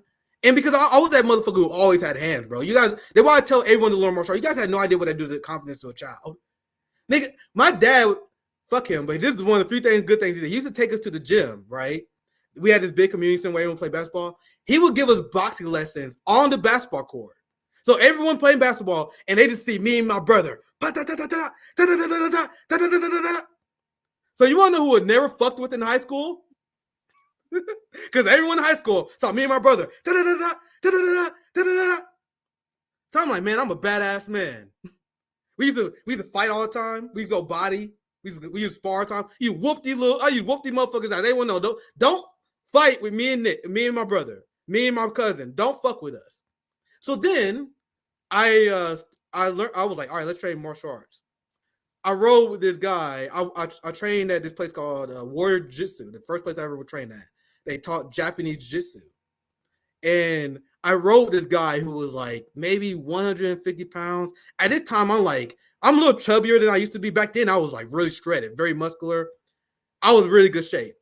I was probably this motherfucker who had no muscle, 160 pounds. This motherfucker tapped me like 5 times in like 5 minutes. I was like, bro, what the fuck is this? People have no idea the gap between the average person and someone who like a jiu-jitsu brown belt. So I become obsessed with martial arts. I sparred with this guy, Paul. He's a Vietnamese person, multiple Muay Thai champion named Paul. We call him Paul because I had no idea how to say his fucking name. Remember, I'm a badass. I was a guy who whooped everyone ass in school. I sparred with this guy, and he's a Muay Thai champion. I got hands, bro. We got hands out here. This nigga kicks me in my legs. He fucking kicking me and shit. Never seen anything like that before in my life. Not used to losing. This motherfucker in a sparring match. It's a sparring match, to be fair. Kicking my ass. So I'm like, what is this? So I become obsessed, my friends. So I become obsessed with Muay Thai because I learned boxing my whole life. So I sparring with him. This nigga kicked my leg. I don't know what the fuck going on. So I become obsessed with Muay Thai. I've been training Muay Thai for about 12 years. I started training 20. I'm very proficient. You guys will see one day. And that's why I first started watching Rogan, because the Joe Rogan experience, I still maintain to this day, the early days of the Joe Rogan experience before he got popular was a banger of a show. He used to have these martial artists come on. I still remember the podcast he had with Uriah Faber, who I was a huge fan of at the time. He was a former WC champion. I'm sorry if I'm boring you with the story, JB, but I feel like I want to add some context to the story. I was a big fan, and there, I think it was Joe Rogan 40, where he had Charlie Murphy on, rest in peace. One of the funniest podcasts I ever heard in my life. He had Charlie Murphy on, like, damn, this podcast is lit, because back then, Joe Rogan used to be a stoner show. It used to be a stoner show where they talk about comedy, they would talk about martial arts, they would talk about shit that no one in the corporate media will ever talk about. And I was very fascinated with the show, especially because of the martial arts side of it. I will hear these fighters, because Rogan used to have all these fighters come on, and they used to explain what it means to be a martial artist. It was very fascinating. He used to have historians on. He would have these scientists on. That was like when I first heard about Neil deGrasse Tyson. And I'm less impressed with them nowadays, but just hearing someone talk about astrophysics and science like that at an early age was very important for me to start doing my own research, right? Mm-hmm. Yeah. And I'm like, damn, this show's dope. And I explained before, a few years ago, I turned on Rogan because the show quality had dropped significantly. But despite how disappointed I've been for Rogan, I still mostly been hands off. And in fact, there was time I used to defend Joe Rogan from liberals who used to call him right wing. Because remember when Joe Rogan supported Bernie? And Joe Rogan said he said it like, man, I'm more socialist. I'm a socialist. He went from being this guy who advocated for healthcare, who advocated for government spending, advocating for all these social programs. He went from that into a rabid anti-communist dog, an unhinged class warrior capitalist scumbag. So here he is joining with the China narrative. And I will never forget this clip where he told people, oh man, you guys complain, shut the fuck up and get back to work. This motherfucker used to complain about the 40-hour work week. He went from complaining about the 40-hour work week to telling people to shut the fuck up and get back to work. Like, it's completely a metamorphosis. He's a completely different person. And it's very weird to see people not acknowledge this. Mm-hmm. There are a lot of people who are afraid to call this guy out because of his audience. And obviously you guys know who I am. I am not. Joe Rogan has been peddling absolute dog shit for a very long time, and people are pretending he's not. Now, this is one of the examples that what he's doing. You notice that these millionaires, these billionaires, all these capitalist motherfuckers, they are the first people pushing the culture war. I watched old Joe Rogan. He may make a super social justice warrior joke, apparently, like every once in a while. Every once in a while, he may slip in back in the day. But I swear to God, mark my words, as someone who watched every damn show, like Joe Rogan 0 to 200, he used to barely ever touch the culture war. It used to all be about science, history, martial arts, you know what I mean? It was an alternative media source. We're not talking about the stuff what people talking about in the mainstream. He went from that to he's obsessed with trans people. That's all the fuck he talk about. He talk about genderism, talk about how the left's gone too far. That's all he talks about. He went from talking about interesting stuff to culture war shit nonstop. And I'm gonna ask one of you guys ask yourself this question. Why do you guys think that multi-millionaires, 100 millionaires are so interested in the culture war? It's almost like they want to distract workers for something. JB, do you want to chime in? I know I went on the monologue. That was a very long monologue. So we didn't get to the clips after you chime in. Anything you want to add? Yeah. You asked, why are they so focused on the culture war? There's two reasons. Number one, people like Joe Rogan are paid to be on a culture war. And I want everybody to focus on this. Whenever you see somebody that focuses more and more and more on, oh my God, the trans people, or oh my God, they're doing this and that, and as far as culture war, that's because it makes them more money. So that you click on their videos or you click on their clips, and then you get more views to them so that they can make more money. And then it's really rage. It is really to enrage certain people or to be a confirmation bias for others. That's ultimately what it's about. On top of it, the people at the top, and I'm not talking about Joe Rogan because he's not at the top. I'm talking about the people, the corporate dictators actually want somebody like him to talk about it because it keeps all workers divided. That's what it is. So then it keeps some workers looking at other workers like, oh my God, you are below me. Or it keeps other workers looking at other workers and going, oh my God, why are you being so hateful? Yeah. And so it keeps us divided in that way. So therefore, when you are a worker, you're going to look at your other fellow worker, and your other fellow worker could be a trans person, but yet now you're looking down on them.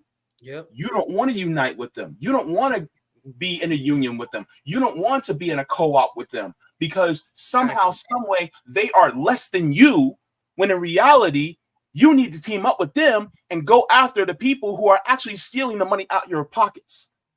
And the capitalists, they don't want you to do that.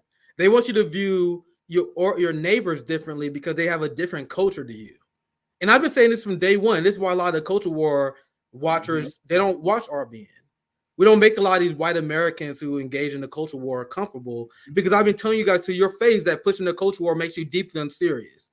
The only people who do it are the capitalist class who want to distract workers and prevent workers from uniting. So they stoke cultural divisions. Of course, we believe in different shit, guys. Why do you care so much about what pronouns people use? What life decisions they make? It's completely irrelevant. I don't care if Bob calls himself Susie. Don't give a shit. I want to make sure your wages are not being manipulated, that your labor is not being taken advantage of. They don't want you to focus on that, so they want you to care about Bob calling himself Susie. Something I don't give a fuck about, no matter how much you guys want to pressure me into giving a fuck about it. Yeah. Caring about what gender someone called himself, what name they called themselves, shows that you are bored and unserious. Leave people alone. Mind your own fucking business. That is my position. I don't care about your moral hangups over gender and all this shit. I literally could not give a shit. I only care about government corruption. I only care about people invading our lives. So these white rich motherfuckers, they stoke the culture war so people don't think about their material conditions. And this has been the Joe Rogan experience for at least 7 years. And people pretend it's not. People pretend that Joe Rogan is some anti-establishment figure. No, he's not. I think we prefaced this enough. I want to get right to it. Because, bro, this is a doozy. This is a doozy. He wrote a book about the trans stuff, JB. The trans stuff. That's what they care about. I'm sorry. I said I was going to let finish. I'm sorry, guys. I apologize. But you guys see what they fucking focused about? Why the fuck do you care? I'm telling you guys this 100%. This is how I feel. I legitimately don't care. Like, why the fuck would you care about the trans shit and what people call themselves unless you are bored? When you are a millionaire, when you have no conflict in your life, when you live a privileged existence, you got to create conflict. You got to create something that keeps you up and keep you willing to fight. So we challenge the police state. We challenge capitalism. We challenge white supremacy. We challenge real power. These rich motherfuckers don't have to worry about anything in their life. They don't have to hear anything. They don't have to worry about anything in their life. So they got to make up shit. Oh my God, the trans people coming out to get us. No, hey, don't worry about class struggle. No class struggle. No class struggle. The trans people. I wrote a book about it. I know. Aren't you so interested? Come on, read my book about trans people. It's not a grift. I'm not trying to make money about your anxieties. Why is he so focused on other people's genitals? So fucking stupid. Like, do people understand they are doing this to program workers? At RBN, we want an intellectual working class movement. An intellectual working class movement that won't fall for a China hysteria like this guy pushing, that ultimately leads to mass censorship and the suppression of your freedom of speech. So let's play. I'm sorry, I'll let it go all the way through. I got triggered and I broke my promise. I apologize for that. Bro, do you motherfuckers know how gay? Actually, I'll let it finish. Make the world conform, that politics of compliance, to make the world conform to this new ideological vision that they have. And new kind of. Oh my God. Fam, well, I'm about to say, do you guys have any idea how gay the Spartans was? I'm a big fan of history, bro. These people, not anyone who spread these culture wars or not. Do you guys have any idea how gay Greece was? Do you guys have any idea how gay Rome was? This thing that homosexuality is new is absurd. And they say this shit with a serious face. Bro, I knew people, and this is before the super gay agenda, bro. I knew people, and I'm talking about when I was in 6th to 7th grade, where we would look at Jerome, and we'd be like, bro, Jerome is gay as fuck. Like, Jerome is gay, bro. Like, and I was never, there was no bigotry about it. At least not, well, I wouldn't say that because I'm sure bullying exists. It wasn't me. But it would be like, hey, yo, Jerome is obviously gay, and he's been gay ever since I knew that motherfucker. I knew there'd be like motherfuckers in 2nd grade we would see, and I'm like, man, that guy is flaming. Then he grew up to be gay. Like, I knew there was a lesbian, I'm not gonna say her name. There was a famous lesbian in high school. She was famous for being lesbian. Bro, she was gay ever since I knew her when she was 3rd grade. This idea that people are being manufactured to be gay is one of the things that capitalists say, because capitalists are unserious and they don't actually have a science on how society works. When you realize everything in class war, everything makes sense. But if you're on the capitalist side of class war and you can't talk about it, you talk about stuff that is ridiculous, like the Joe Rogan experience. So, JB, I know you want to chime in. That's why I'm so glad you joined this segment, brother. I'm so glad you joined this stream of all. So I would love to hear from you, our gay brother, JB Font, which is why I tell these people, if you guys think RBN gonna throw our brother JB under the bus for these capitalist scumbags, you're out of your goddamn mind. But go ahead, JB, our gay brothers and sisters who started a mutual aid organization. JB gay ass is doing way more than your a lot of your people who hate gay people. There are a lot of MAGA communists who think that older white people with arthritis had the most revolutionary potential, instead of JB's gay ass who started revolutionary mutual aid organizations. I love you, my brother. Go ahead. I'd love to hear from you. I love you too, man. Look, here's the thing. He's talking about, oh, well, they're indoctrinating our kids. Baby, it's not. Look. What's his name? What's his name again? Oh yeah, let me pull up. I found it. I sent it to my. Go ahead with your thought. I'll give you the. Anyway, I kind of forgot, to be honest. Let me pull up his name. Look, it is not schools that are turning us gay. Number one, if you think being gay is a choice, oh baby, I got a big diamond encrusted bridge to sell you over a flaming volcano right now. Because I grew up deeply religious. Hi, nice to meet you. I grew up deeply religious. I was also in an evangelical, so I preached door to door. And it wasn't the school that made me gay. It wasn't anybody who was around me. It wasn't being a single parent.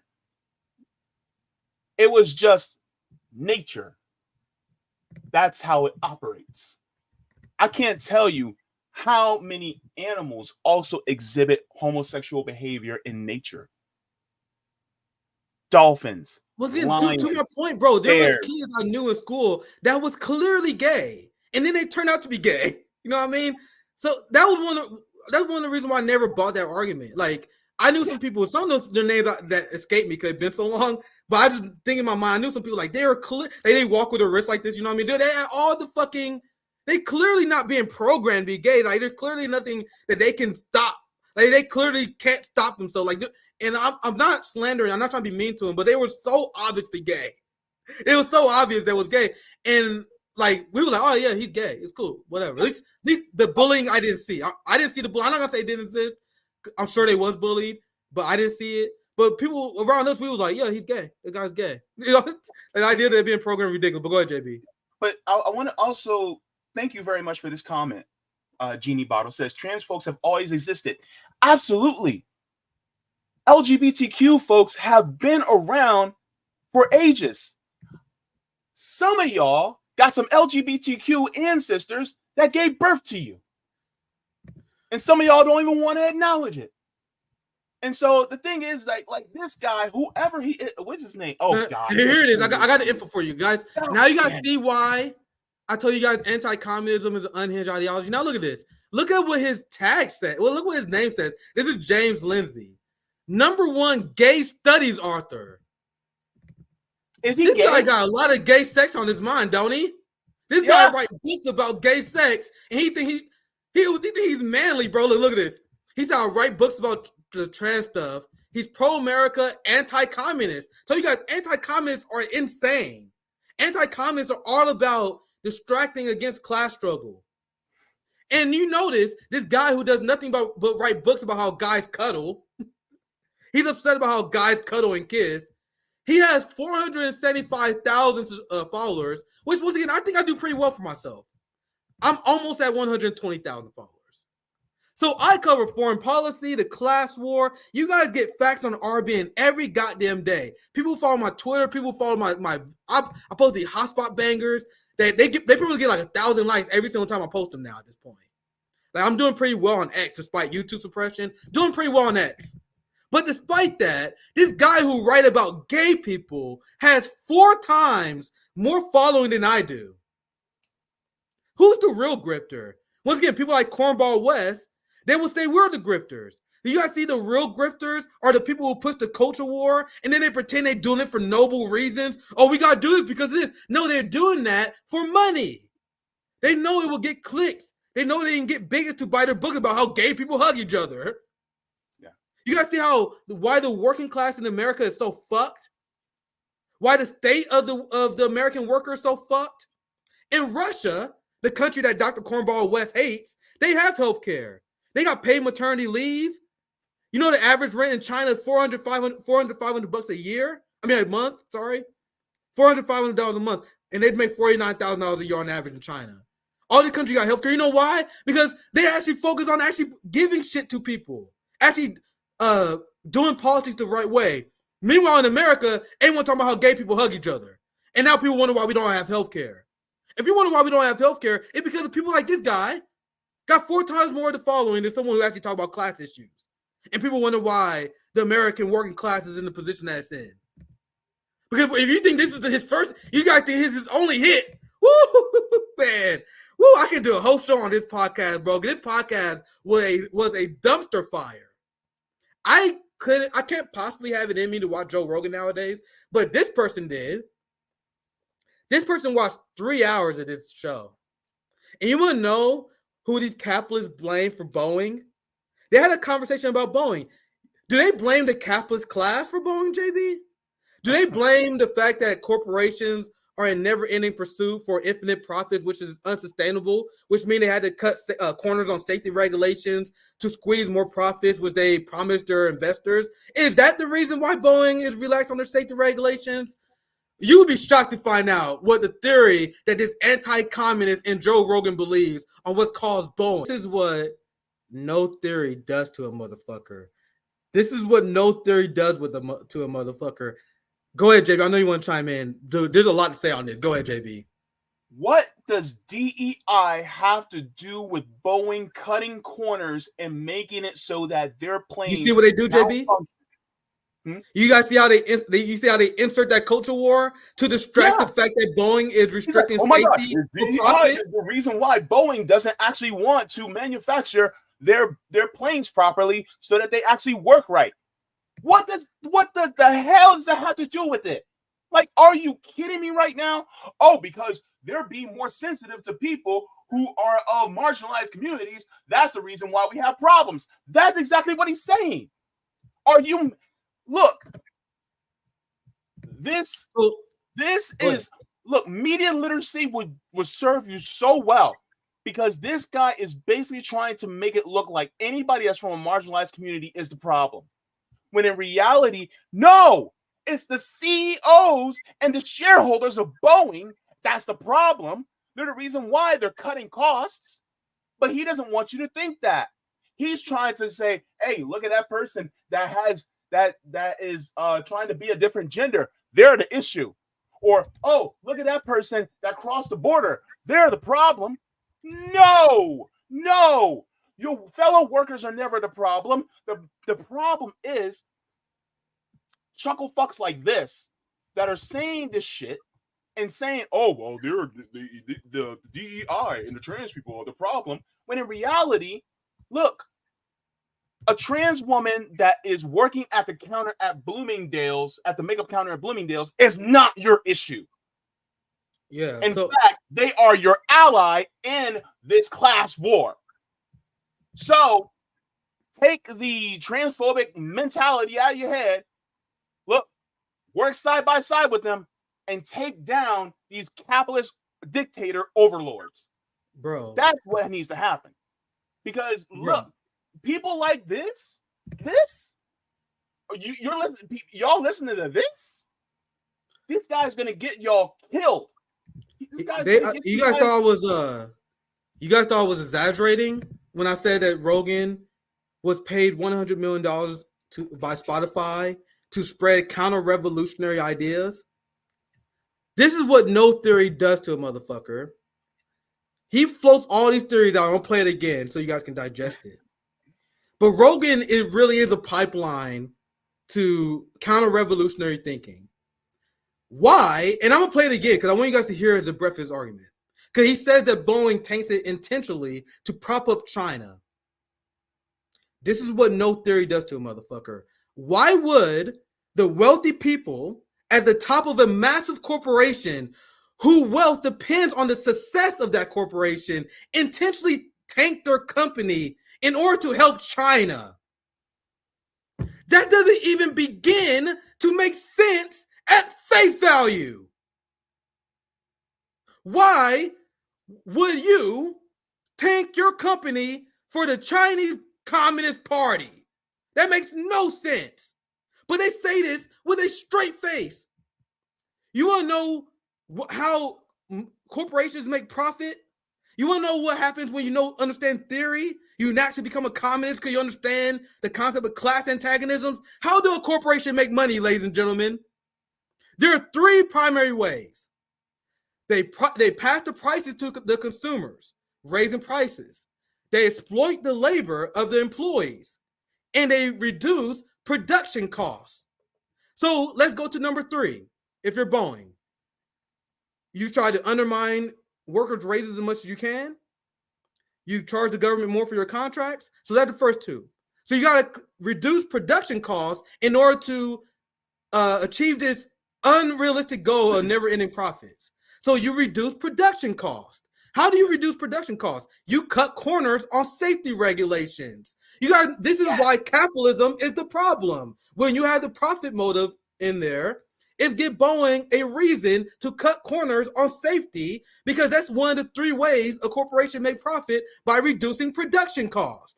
I explained in my hotspot video, one of the reasons why they was using trash, recycled parts to build Boeing planes is because they didn't want to have production delays and they didn't want to spend more money on costs, which is directly tied to profit. You guys see how the profit incentive is the problem? And you guys see the ridiculous explanations that they make up when they have to try to explain what is going on. I need to get my screen back. I don't have my screen. There he is. Because I'm gonna play the explanation again. Because I explained to you guys what's really going on. Now that you guys know the theory behind what Boeing is doing, listen to how capitalists talk about the problem. I'm sorry, I had to play it again because this shit was business. So according to this genius, the capitalists are losing money, and they are willing to go through congressional hearings.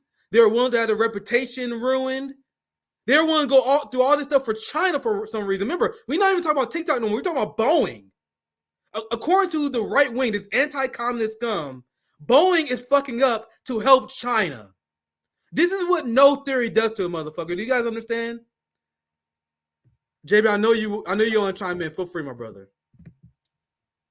He was basically saying that China is now basically saying that Boeing is doing horribly, and so they're pointing this out to show that they're from a Chinese company, that their new planes are going to be that are rolling out are going to be competing with Boeing's plane. Okay. If Boeing is doing a terrible job in manufacturing their planes, and then a Chinese company comes in and is building a better quality plane, then let the markets decide. What happened to that? I thought that's the way it goes. I thought that's what you cappies like to focus on. Let the markets decide. They got cold feet. Yeah.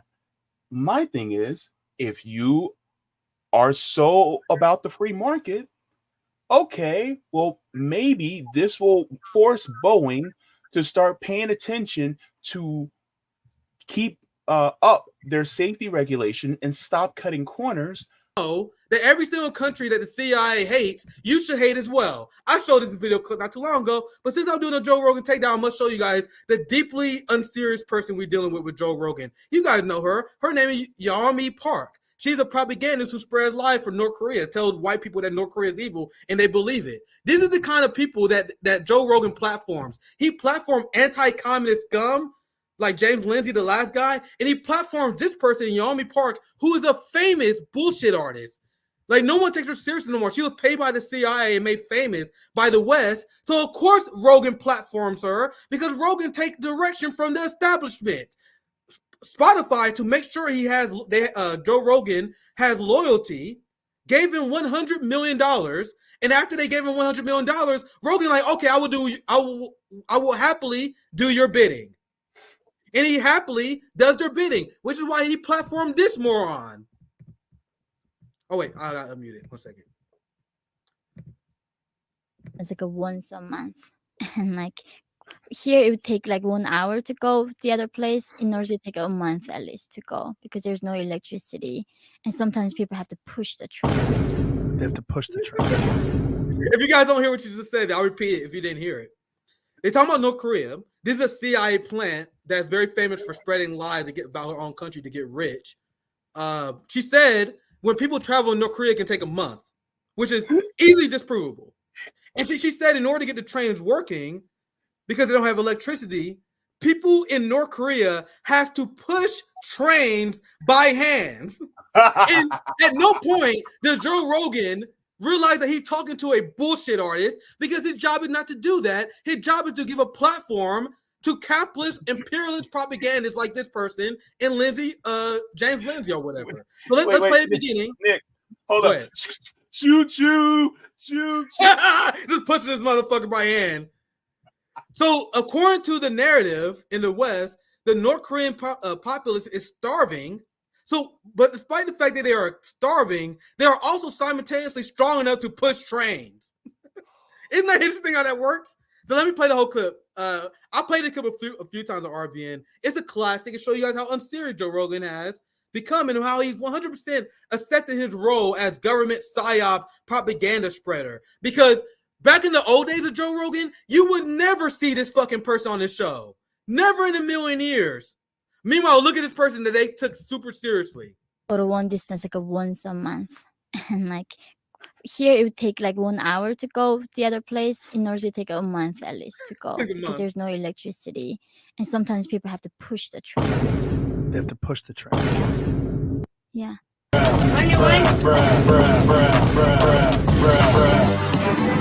how public this is the average person will get okay.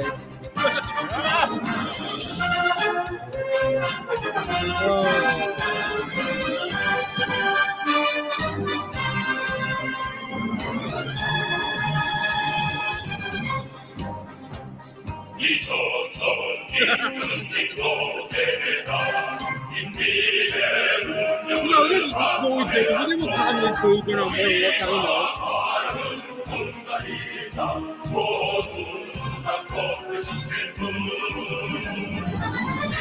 Hey, bro, Russian music was fun sometimes, bro.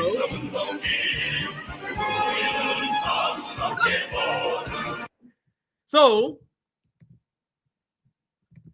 you say this comment. I seen the Gray Zone debunker. Like, bro, Yaomi Park had been debunked by literally everybody. And meanwhile, Joe Rogan, they bring her on. She's interesting. And if you tell a lie that is this bad, why will you believe anything that she says about North Korea after this? And another question, if North Korea is as bad as you guys want to claim it is, why do you guys have to pay liars like her to tell these stories? Wouldn't how awful North Korea is speak for itself? There's constant stories. You guys love when I read a comment. You guys love when I do the North Korea segments. Like, when you got these people that come out of North Korea and tell these lies and stories that the CIA pay them to, why would you believe them the second they get caught telling a lie? And why would they have to do that if North Korea is as bad as you guys think? Wouldn't they just put a camera and show you guys North Korea? No, they got hired the North Korean traders, the Uncle Toms of the Koreans, and they become famous. They can make a lot of money, and then she makes thousands and thousands of dollars. She becomes super wealthy doing the CIA bidding, spreading North Korea propaganda. You become famous. You get clout. You got people praising you. You got the kind of money where you can buy fake boobs. You can even do that. That's how famous you become. And you guys think I'm dumb dragging this idiot? Because I've been very confused, and you guys seen a few times that I've been roasting Rogan. I've been extremely confused on why anyone who is a working class person will listen to this person. Why anyone who is on the left will praise this person. This guy went from calling himself a socialist. He had Dr. Cornel West on his show, and they talk about the merits of socialism.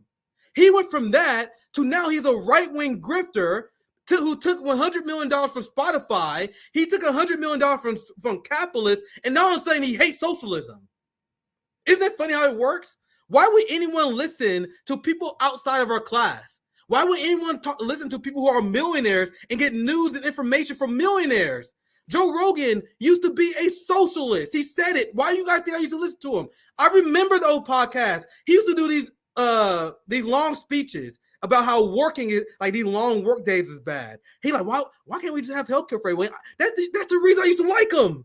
Which is why it's so crazy to see what he became. He went from being like, man, I don't hate the man who won't make us force us to work. I became a comedian because I don't believe we should be forced to work. Fuck capitalism. They just want to take advantage of workers. We need to end the wars. He used to talk about base ass shit. And now I see one of the comments. He essentially Bill Maher. All he does is complain about the culture war while complaining about socialism. Listen to this insane clip. And JB, this is gonna be very hard to get through. Listen. Human beings need incentives in order to perform. And that's just human nature, whether we like it or not. If you want a system that allows for a continual progress of innovation, like constant innovation, you got to give people incentives to do that. They have the incentive. Just the human animal strives to achieve for whatever reason. Totally agree. I mean, it's not like socialism hasn't been tried. Yeah. In the last 100 years, 42 countries have tried socialism. Okay, so I made it what? How long? 30 seconds? So first off, if capitalism is so natural, why does it require a police state to maintain it? Why do you guys need a giant police state to maintain your capitalist structure if it's so natural? If it's so natural, why is Marxism the most popular economic ideology that we've seen in the last 200 years? An economic system that many states incorporated when they took a few industries off the table. You had the UK. Correct me if I'm wrong. I'm not fact checking myself, but I think the NHS started in the 50s and 60s. It started. I got to look exactly when it started. I forgot the exact date. But a lot of these health programs you see around the country are inspired by the idea that some industries shouldn't be controlled by government, Marxism. And when you look at how indigenous people lived, when you look at how African people lived, when you look at how indigenous people lived, when you look at cultures before, a central planning model that's actually structured, that provide for people, have been a thing since the beginning of time. You guys know that they used to provide housing in ancient societies. Like it's very like this whole thing about having massive homeless people is very new. Like these things, like there are a lot of social services that governments used to provide. Then the capitalists came, overthrew all the countries that and created color revolutions in countries that prefer socialism, and they established police states in order to maintain capitalism, but they think it's natural. They think it's natural. And this, I'm gonna get to the last thing you say. JB, anything you want to add? Because I want to be. I don't want to rant to anything else you want to add, and I want to tackle the last thing you said because the last thing you always said is ridiculous. For whatever reason. Totally agree. I mean, it's not like socialism hasn't been tried. That part, I almost forgot what you said, but the whole socialism thing has been tried. Do you want to take that on? Because I think you chime in to get in. It has the one thing I would say before I pass to you, if socialism doesn't work, why do you guys need to sanction every single country that chooses socialism? Exactly. Go ahead, JB. I liken it to being in a race, right? Let's say me and Nick are in a race, and I claim up and down I am the baddest at racing. I will smoke Nick in racing, right? And then we take our marks, get set, ready. Somebody pops the pistol, pop, go. We start running, right? And so I bragged about how good I am at racing Nick. Then I take a tire, throw it in front of Nick. Then I take a cinder block, throw it in front of Nick. Then I try to flash him in the eyes with the flashlight. I'm doing all this sabotage. If I'm so much better than Nick, then why do I need to sabotage him in order to win? Exactly. If I'm so much better of a runner than him, why can't I just do it on my own merits? If he's horrible at running, then let him fall, let him trip on his own damn feet. But why is it that I have to sabotage him each and every time? That's the same thing you have to think about towards socialism, right? And then on top of it, think about all the coups. For instance, people will talk about, oh, Israel's the only democracy in the Middle East. You know what else was a democracy in the Middle East? Iran. What happened? Oh, what did the United States do to Mohammed Mossadegh? Huh. Interesting, right? So therefore, number one, socialism and communism is actually very, extremely pro-democracy, so much so that they actually want you to be democratic in your own workplace too. And then on top of it, someone like Joe Rogan was like, well, people need an incentive. Do people need an incentive when they're doing certain work? Like, not everybody needs a monetary incentive in order to do things. That's not all human nature. You get somebody that may build a nice dresser, right, out of wood. Is it because they're making money off of it, or are they doing it because they actually want to do it because they actually like doing carpentry? It's not always that. And when people say, oh, well, you need a monetary incentive, no, we didn't. We didn't need it for thousands of years. This is all brand new. We don't need a complete monetary incentive in order to produce. Hell, why do some people make music on the weekends? Why do people play video games? Right? Yep. Which Joe Rogan, by the way, also demonized too. So it doesn't make any sense. And then on top of it, this guy talks about, it doesn't make sense, for socialism, like that there's no incentive. All right, well, why do people get into the professions that they do if it's only for the money? Cuba revolutionized the healthcare field. You got to know that Cuba sends doctors to other countries to assist them and to train them. So if communism and socialism reduces the drive for innovation, why does Cuba have a lung cancer vaccine, but we don't? It's literally a talking point that doesn't even remotely make sense. Why is China out innovating us if the profit motive is so incentive? And I can hear people right now, well, China not socialist. Okay, let's seize the banks then. Let's get rid of the landlords if China isn't socialist for you. Let's get rid of landlord and cap rent at $400, $500. Let's seize the banks if China isn't socialist for you. They will say that. People will say in 1 second, so China isn't socialist, but then you advocate for dude shit that China does. They're like, no, you can't do that. That's socialism. Which is it? I think China still got some way to go. Are they on the road to Marxism? If you listen to Xi Jinping speak, he actually talks about this. They're on the road to Marxism. It's a science. But for all the people who are like, oh man, China's capitalist, they all right, let's do some of that capitalism then. Let's seize the banks. Let's ban landlords, provide free healthcare. I'm down for that version of capitalism, if you want to call it that. Socialism is just seizing the means of production. China seized the means of crucial industry. Anyway, let's continue. I'm gonna let it play all the way through because there are a lot more to debunk on this, and I'm gonna let it play. It's gonna be very hard. Feel free to interrupt if you want to. It's gonna be very hard because I'm running a little bit late. I'm going a little bit long, so I'm gonna let it play, and I'm gonna debunk their bullshit afterwards. It's gonna be a lot. So let me start from the beginning and play all the way through. It's gonna be very painful. Human beings need incentives in order to perform, and that's just human nature, whether we like it or not. If you want a system that allows for a continual progress of innovation, like constant innovation, you got to give people incentives to do that. They have the incentive. This the human animal strives to achieve for whatever reason. Totally agree. I mean, it's not like socialism hasn't been tried. Yeah. In the last 100 years, 42 countries have tried socialism, and there have been 42 failures. Isn't it amazing that it's still popular? Because people just believe, well, because a new generation doesn't know their history. Yeah. And they just believe it hasn't been done right yet. Yeah. This is going to be hard to get through. This time, give me the power and I'll make sure it gets done right. Yeah. But it can't be done right. It's intrinsically flawed. And they fall back on the Scandinavian arguments. What about Sweden and Denmark and Norway? But those, if you look at the Economic Freedom Index, those are some of the most capitalistic countries in the world.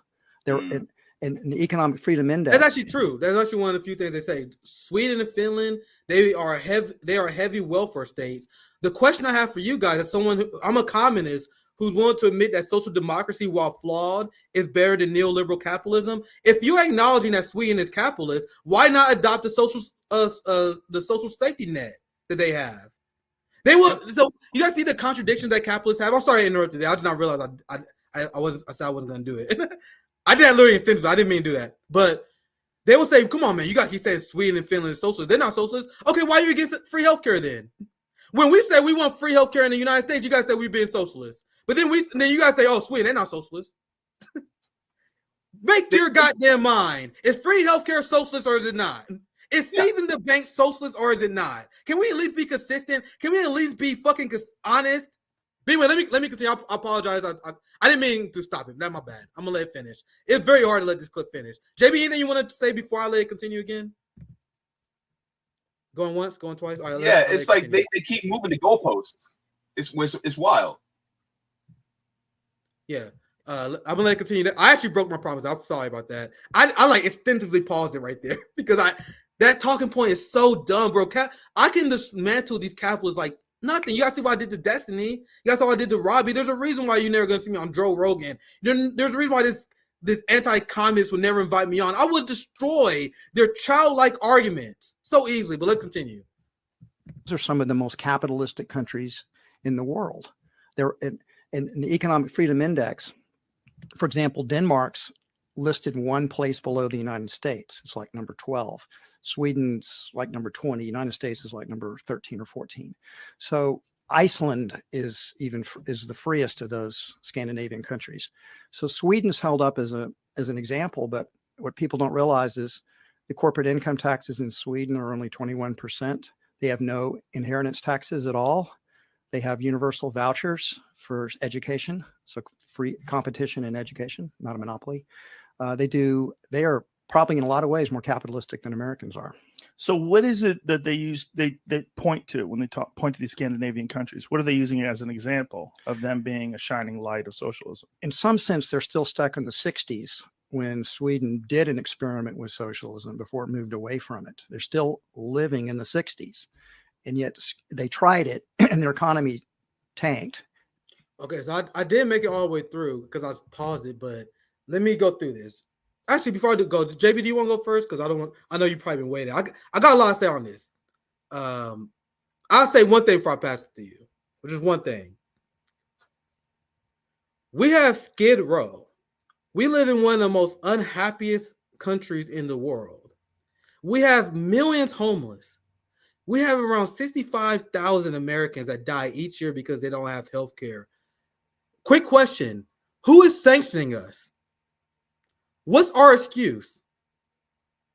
Cuba economic model is so good that despite losing billions, I gotta look at the right number. I think it's like hundreds of billions was estimated to be stolen from the Cuban economy. The Cuban embargo cost them hundreds of billions of dollars.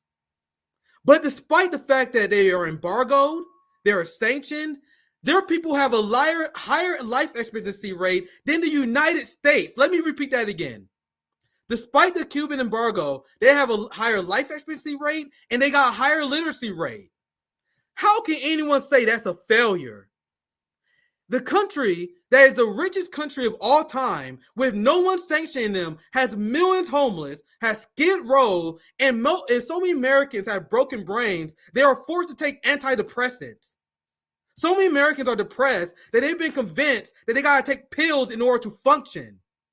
And you guys think that this system was successful?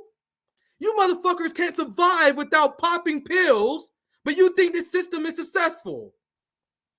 Who is sanctioning us? What's the excuse for us having lower life expectancy than Cuba?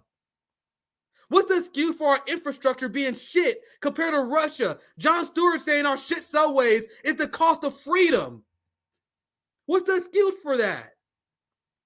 We have a failed central planning model. And now I'm gonna share this, and I'm gonna get you in here, JB. But it'll be one thing if you do what I do. If you do what I do. What do, my friends? I come out here and tell you all the stupid shit I said, and I will say I was wrong. I was wrong supporting Bernie Sanders. I was wrong when I was more of a social democrat. I used to believe in the bullshit about North Korea. I was wrong about that. So what someone who is honest do? They will admit that they was wrong about something, and then they will explain to their audience why they changed their mind. The reason why you know Rogan sold out is because this motherfucker used to praise socialism all the time. Does Joe Rogan say, I used to be a socialist, but ever since I did more research, I realized that socialism is bad? No, he does not say that. He says, how can any young people fall for socialism? Look at the question he just asked. That's someone who is bullshitting you. If he was honest, he will admit that he changed his mind and explain why. So for all the people that say, well, I think Joe Rogan is so legit, man. Rogan tell you what's on his mind. No, he's a bullshit political. He's calculating, and he says stuff to maximize his audience. So before he tried to grip the right wing, he was a socialist. Then once he started inviting Ben Shapiro on and all those people, and all of a sudden he's like, I can't imagine how anyone would fall for socialism. So here is Joe Rogan with Dr. Cornel West, when he used to, before he became this unhinged capitalist motherfucker who took a deal from Spotify. Listen to how he used to talk. Listen to the conversations he used to have on the show back when it was listenable. Here, decade after decade, that's greed. Right. That's greed. There's no accountability, you see. That's where that whole idea of let the market decide falls apart. Exactly. Because the market just wants profit, right? Absolutely. And that doesn't mean that markets cannot so be. Joe Rogan then knows the theory behind the profit motive, but he doesn't now. Regulated and clean and so forth. There's a narrative that you get from poor people often, or people that are lower middle class, that are against the concept of socialism because they equate it with people that want a free ride. That's right. They equate it with people that don't want to work hard.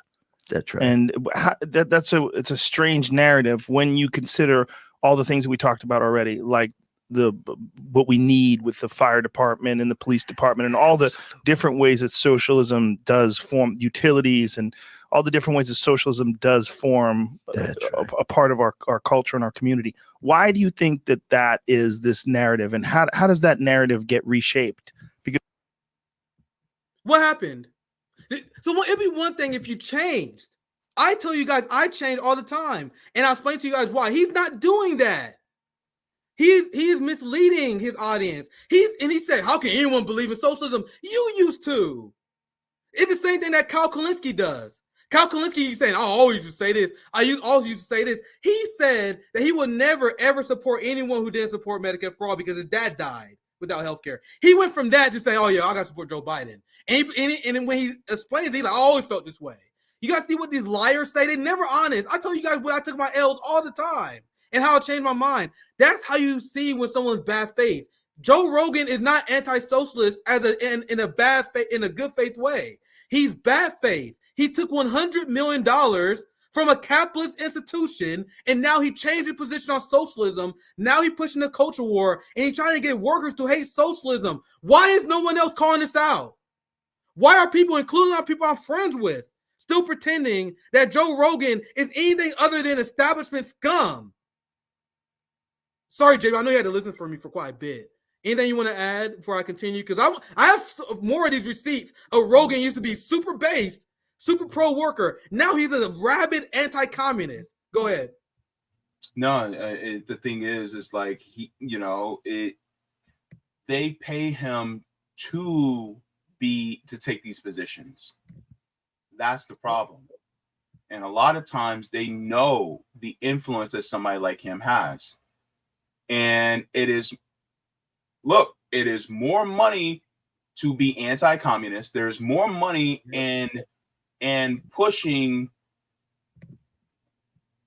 the corporatism and right-wing culture war than it is in actually going against it and saying, no, we want something that is more for the workers. Like, for instance, if I were to ask Joe Rogan, how would you feel if workers got to co-own the company and also democratically choose how the company operates? Then somebody like him would be like, well, I think that's a good idea. Bro, that's socialism, right? Workers owning the means of production and being able to democratically determine how that means of production is owned and operated. That's what it is. And yet, he keeps going, well, no, this isn't how it is, and this isn't a great system, when in reality, that's ultimately what it is.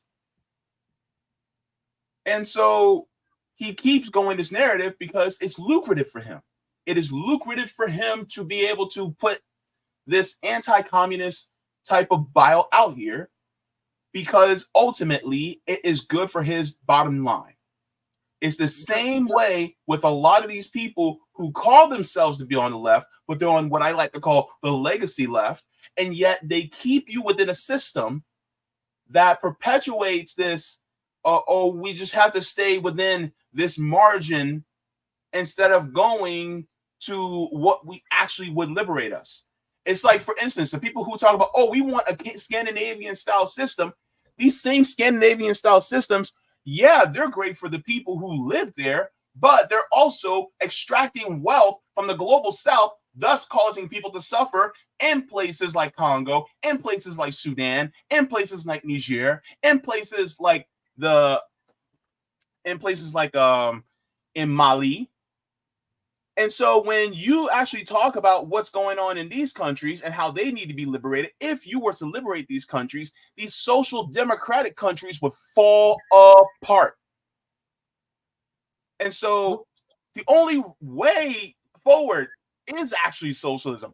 And they may not like to hear it, but guess what? The workers need to be able to own the means of production. The workers need to be able to determine democratically not only how their workplace operates, but actually how their country operates. Yeah, so there's some little bit more I want to show you guys. I'm mostly just, for the sake of time, I'm picking just Rogan piece out. We already know what Cornel West is gonna say, so let's see if I can find in the police department and all the different ways that socialism does form utilities and all the different ways that socialism does form a part of our culture and our community. Why do you think that is this narrative, and how does that narrative get reshaped? Because that narrative of that the only reason why people want socialism is because they want a free ride. Right. Cornel West actually does a good job, like he usually does, debunking that nonsense. So you guys know Cornel West. For sake of time, I'm skipping it over, not because of any personal reasons. So Cornel West knocks out of the park, showing that Joe Rogan actually has received good information about socialism and why capitalism is bad. I don't believe you go backwards from there. I have said this many times. You don't wake up as a sweet summer child and then go back. You don't become a socialist. You don't have people like Dr. Cornel West on. You don't hear the anti-capitalist narrative like his entire show was before and then go back. You go back when you get paid $100 million and you choose to sell out the working class. That's how you go back. And you guys notice that Joe Rogan became the most popular podcast in the world doing what? Promoting left socialist ideas.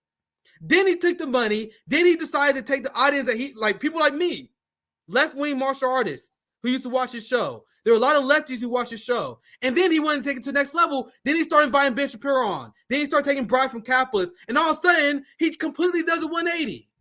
Now, if you guys think I'm bullshitting, this is the kind of shit I am not. And I'm sure there are many people on the left, like me and Eddie Liger. Eddie Liger been begging to go on Rogan's show to debunk his bullshit. You guys know Eddie. He's a wrestler. He's a martial artist because wrestling is a martial art. He's a martial artist who used to watch Rogan. He's a communist. And I've seen many of his tweets. Big shout out to Eddie if you're watching. He's just like me, like, bro, what the fuck happened to you? Eddie been begging to go on the show. You know, from Midwestern Marks. Can you guys imagine how Eddie would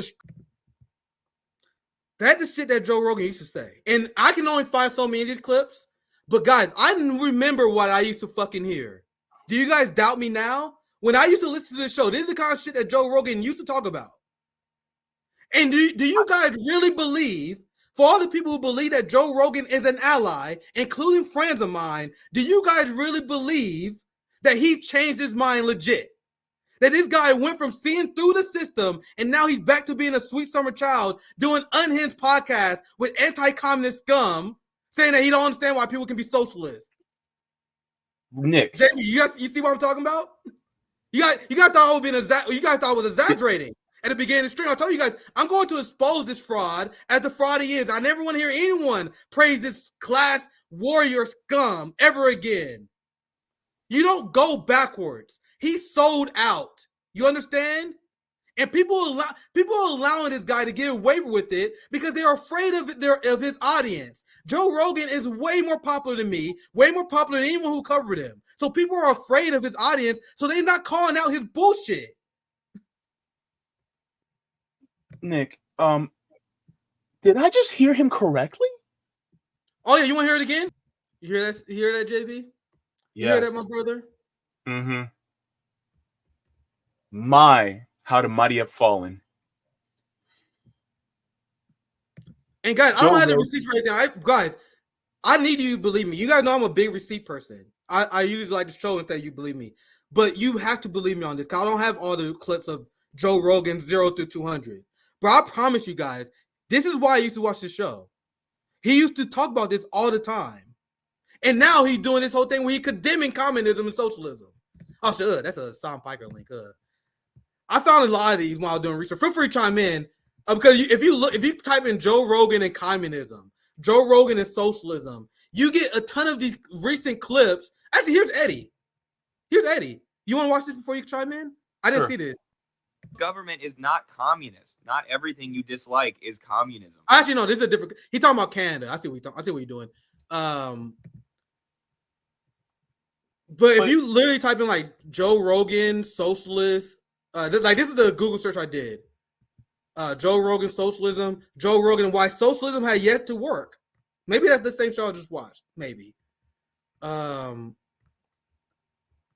what's up with Rogan? Like, there's a. Oh, sorry. Go ahead, JB. Go ahead, JB. The crazy part is he understands this. Hang on. I want to see this.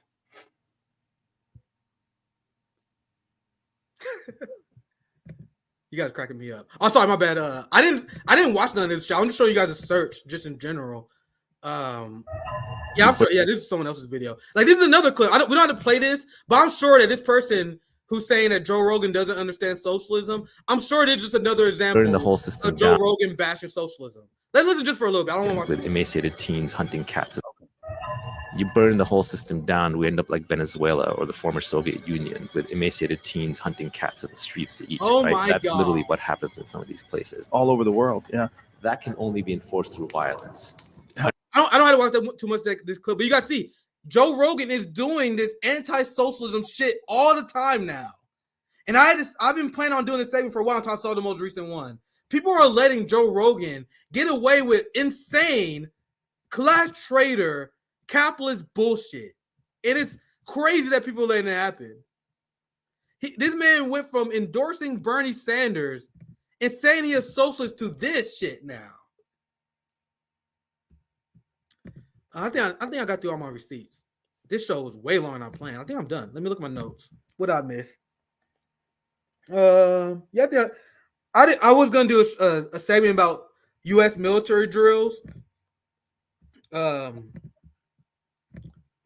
say that for Tuesday. So I'll just cut one segment. I think we're pretty much done. This went way longer than I planned on. But now that you guys see, like from now on, whenever you hear people say that Joe Rogan is like an anti-establishment friend, look at those motherfuckers sideways and ask them why they say that. Because this motherfucker has been saying unhinged, sellout shit for quite some time. So that's my Jones takeaway. He went from a stoner, like I'm a big stoner. He went, and you gotta know I love conspiracies. I'm a big conspiracy theorist. He went from a stoner martial artist who would talk about aliens once in a while to a guy who bring on propagandists to lie about socialist countries, to mirror the young people who engage in socialism. There's a clip I'm looking for I can't find. There's a clip where Rogan was getting roasted, where he was telling people to get back to work. And for some reason, I can't find it. So I couldn't include this in my segment.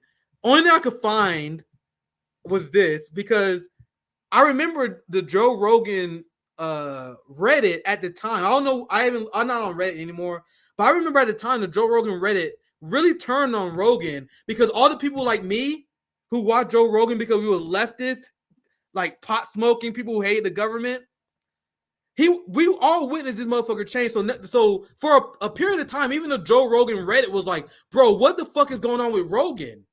He said they was all mocking him, saying, get back to work and work harder. Yep. So Rogan fans have acknowledged this changed them in a long time. And I have no idea in general why anyone would get news from people outside their class. Why are working people watching Rogan?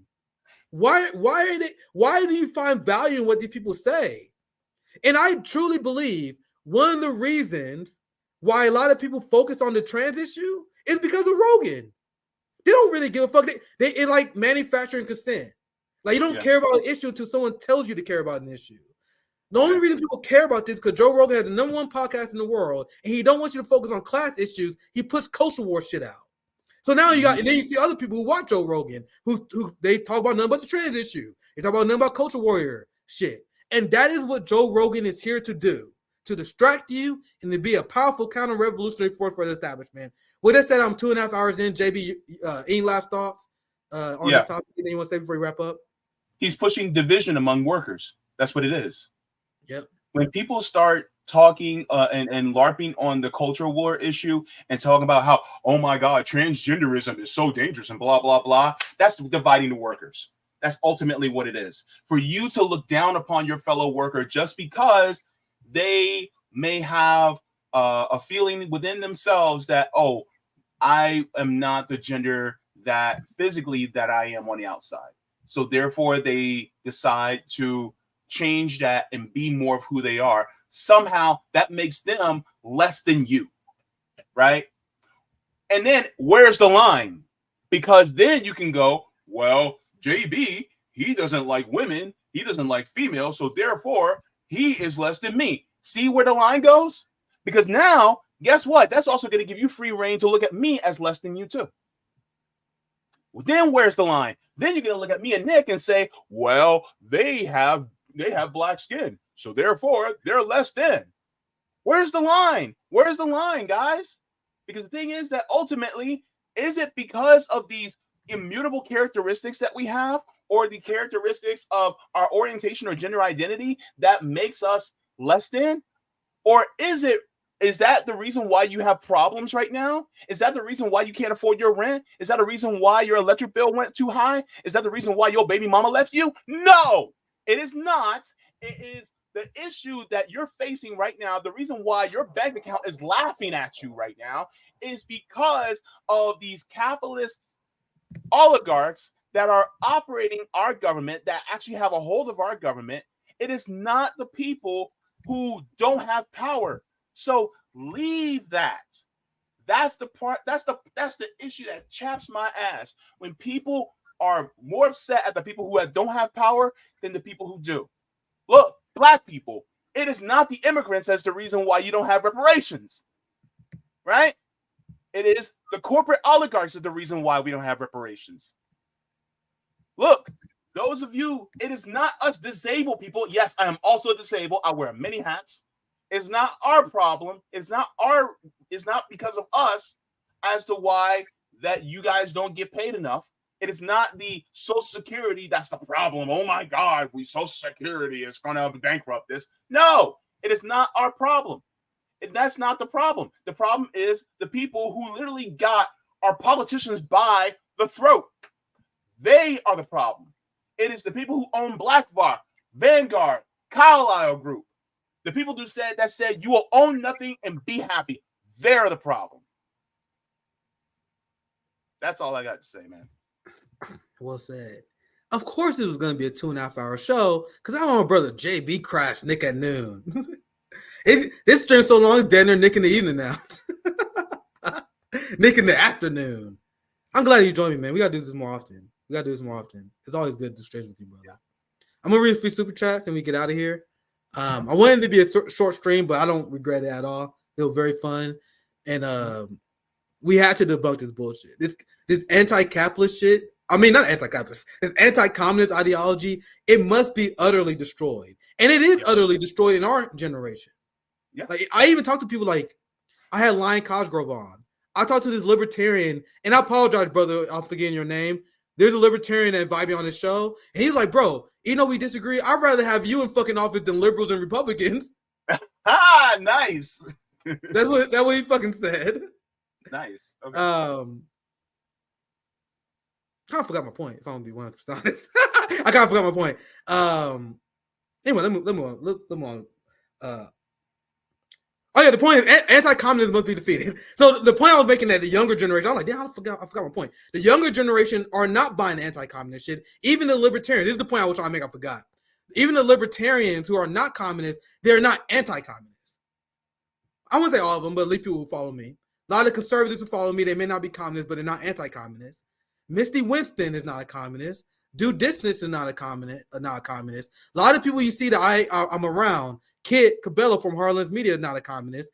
You don't have to be a communist for me to associate with you, for me to even consider yourself an ally. I draw the hard line at anti-communism.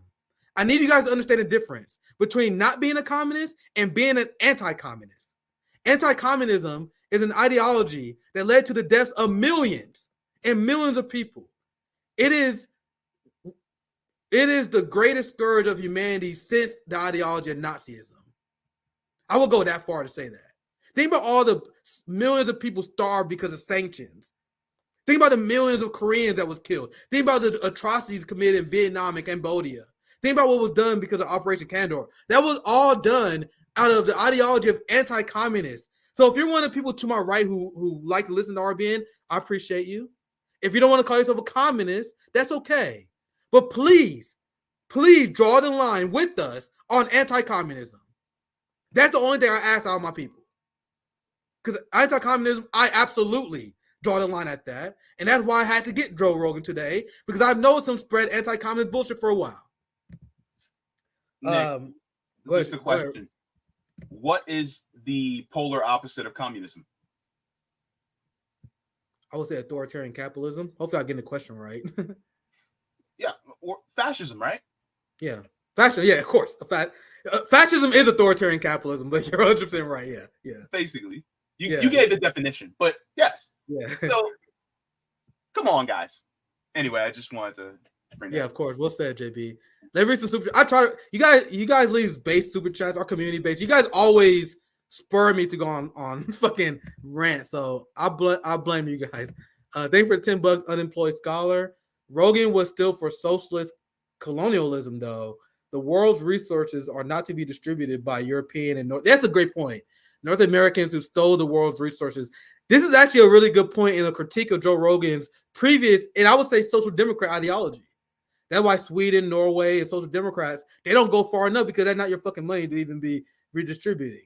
Like, this is the problem with Sweden. Sweden got a welfare state, as I explained earlier, but they're one of the largest arms industry in the world. They funded the genocide in Yemen. So yes, you got a welfare state, but it's built on blood. Communism is trying to end that. So this is actually a fantastic comment, and I wish I mentioned that earlier. So I'm glad that you brought that up. Great comment. Thank you for the $5 Canadian bucks. Boeing in the U.S., Airbus in Europe, farmers everywhere, most likely other industries as well, will always subsidize. But you notice that farmers like, where am I going to get my motivation to grow food today? Did I say that, JB? You got a ton of farmers that are fucking poor, and they still do it. You guys see how there's so many ways you can tackle the capitalist propaganda that profit motive is the only way people will be motivated. So many ways you can destroy the propaganda that I miss a few. I see people in the comments like, hey, Nick, you forgot about this. Yeah. The ideology is so absurd, you can destroy it in so many different ways. So we already got banger after banger comments already. You guys know how the RBN community does. Few more super chats. Thank you for joining, staying with us, JB. Thank you for 499 Old Crow. It's the reason why I don't mess with Tariq Nasheed. Yeah, absolutely. They just spread division. I don't see him differing much from Charlie Kirk, just hustling. Just to prevent another round, I'm going to say I agree with you. I already said how I feel about Tariq Nasheed and Idos. Like, I am a Pan-Africanist. I stand with my brothers in Haiti. I stand with my brothers in Cuba. I stand with my Afro-Brazilians. I stand with anyone, especially our black brothers and sisters who want to overthrow the capitalist system. That's what Pan-Africanism is. It's something that Kwame Ture preached. It's something that the Black Panthers strongly believe in. I will never, ever reject that. And that's what Tariq Nasheed and Adolf, that's what they represent. And I see a lot of adult people who feelings get hurt when I go after them. It's not my fault they got fucking stupid ideas. I believe that they are the reason why reparations is not more popular. We have flipped how many white people to support reparations, JB? Countless people support reparations. Supportive of reparations. Tariq Nasheed and these Adolf people, they preach reparations in the most inefficient way possible because a lot of them are capitalists. Like, a lot of them are openly capitalist. They don't now sell reparations. They sound like liberal identity politic pushing shit libs for the most part. And I think they actually harm the cause. And I on Twitter have been very vocal about this. I have asked them to debate me. They don't want that fucking funk. Tariq Nasheed and all these people have been avoiding us like a plague. And they hear our criticism. They are unserious. And I am willing to say that. They are so unserious. They think that you can get reparations if we vote for enough Democrats. Like, that's the kind of shit that they believe in. They believe in reformism. And they think that we're going to get reparations through deformism. Nigga, you're not getting reparations unless you're down for Marxist, Leninist, communist ideology. You're not getting reparations unless you believe in seizing the means of production. We are literally retrieving our stolen labor value that was stolen from our generational wealth. If you don't believe in class struggle, if you're not communist, if you're not socialist, you are not serious about reparations. All these liberal capitalists you think are serious about reparations, tell me how you get in there, sir. Oh, what we're going to do, we're going to ask the white capitalist class really nicely. Once again, I dare. If you one of them adult people you hear what I'm saying about Tariq and you're triggered, go ahead and invite me on. I will laugh at you in your face about how ridiculous your ideology is. The ideology that if you ask white people nice enough, they will give you reparations. That's what these motherfuckers believe. They don't believe in revolution. Yeah, as an American descendant of slave, I want the most likely possible way of us getting reparations to happen. And that means having to change the system overall in order for us to be able to get it, so that we can get the stolen labor value back from what they took away from our ancestors, because it is a debt that is owed. And part of that is class struggle that we have to do right now as well. And so, yeah, I mean, the thing is, it's like, I consider myself pro-reparations, pan-African communist. The thing is like, yes, we absolutely need it. And the thing is like, we're not going to get it through a duopoly. That's for damn sure. You know, I mean, if you want to go third party or independent, okay, cool. But outside of that, they're not going to help you. They don't care. Thank you for. I think I see 1, 2, 3, 4. I can handle. I see 4 more super chats. So just to let you know, JB, just 4 more. I'm gonna cut it off after the next 4 I read. I'll let you guys know. So I'm not trying to skip your guys. I just let you guys know I'm cutting off after 4. Thank you for the $2 Jolly. Indoctrination equal kids pledging the allegiance to the United States. Absolutely. God damn it. You guys make better points than I do sometimes. I wish I would have said it. Remember when they said that China tried to indoctrinate people? Mm-hmm. I think you let the comment around that time. That would have been such a great response. Mm-hmm. You guys worry about TikTok indoctrinating our kids while your kids forced to say the Pledge of Allegiance? I'm not letting my child do it. I'm not letting them. Mm-hmm. It's disgusting the fact they made us do that. It's so disgusting. Thank for $5, Young B. It's cute how right-wingers use terms like Marxist, Maoist, and feminist critical race theory with zero understanding of these theories. That is the average America in a nutshell. What do we do at RBN? We use words the way they are meant to be used. I use words the way they're meant to use. I define every word I use. They don't. Our boy JB reads theory on his channel. I promise you guys, there is not a single fucking channel that is more serious than JB's. Theory reading, covering history, covering pain and trauma. As I said before, if you're not subscribed to JB, what are you doing, my friends? What are you doing? Anyway, let's move on. Thank for a $10, Justin B. It would be great if Jimmy Dore felt like you guys. He falls into the culture war nonsense, probably to maintain access to Rogan. Great show as always, fam. That comedians can tend to do that, right? And Jimmy is friends with Rogan because of the comedy years, so that's why I think he's a little bit soft on them. But I think the era of being soft on Rogan is over. Like when you see him spreading anti-China propaganda, you see him spreading pro-capitalist propaganda. There's this era where we rub his shoulders trying to pretend to be cool with Joe Rogan. I think that should be done. So I agree with that. Thank you for $10, Rob. You want to chime in with anyone? Well, yeah. I mean, ultimately, I think that's a big fault that Jimmy is falling into. I would implore Jimmy to walk away from that because I mean, one of the last streams he did was very transphobic, and I don't rock with that. But that's all I'm going to say. Thanks for $10, Rob Johnson. Actually, it protects and not CRL. I like that. Plus, gives president unparalleled censorship over the internet. Tucker Carlson didn't want to mention that though. It wasn't important for Tucker Carlson to mention that in his conversation about TikTok. Mm-hmm. Do you see anything on the Rogan on Rumble side, JB? I think we're done after that. I'm checking right now. Wow, there's a lot of comments on Rogan. I can do a couple. We can focus on super chats. I know we're a little bit late. We don't read every one. We're getting late. Let's focus on super chats. Oh, okay. There's no tips right now, but there's a lot of comments though. We focus on super chats. Just good time. We're almost 3 hours. So, is there anything on Rumble? Yeah, I'm sorry. You got to go. But thank you very much for all the comments on Rogan, guys. All right, great. I think this is a fun stream. I was not planning on going 3 hours at all, but that's how it always goes, right? Anyway, make sure you guys check out. Are you doing the show tomorrow, JB? No, I have a family thing going on tomorrow, so I won't be doing. Will you going live tonight on your channel though, right? Yes, I'll be live at 6 p.m. Eastern on my channel. So make sure you guys check out JB. He's going live at 6 p.m. Eastern time. This is a very fun stream. I see you guys at Nick at Night on Tuesday. I have my great friend Asal Rod join me on Thursday. I also have my great friend Q Anthony Mene who joined us on Tuesday. I'm trying to put together a black communist panel. I got like 3 people. I'm trying to get some more people signed up. JB, you might, if you want to join, you might be able to join. I'm trying to set up this black communist panel. Have a few people lined up. So that's something that'll come up very soon. So I'll plan that.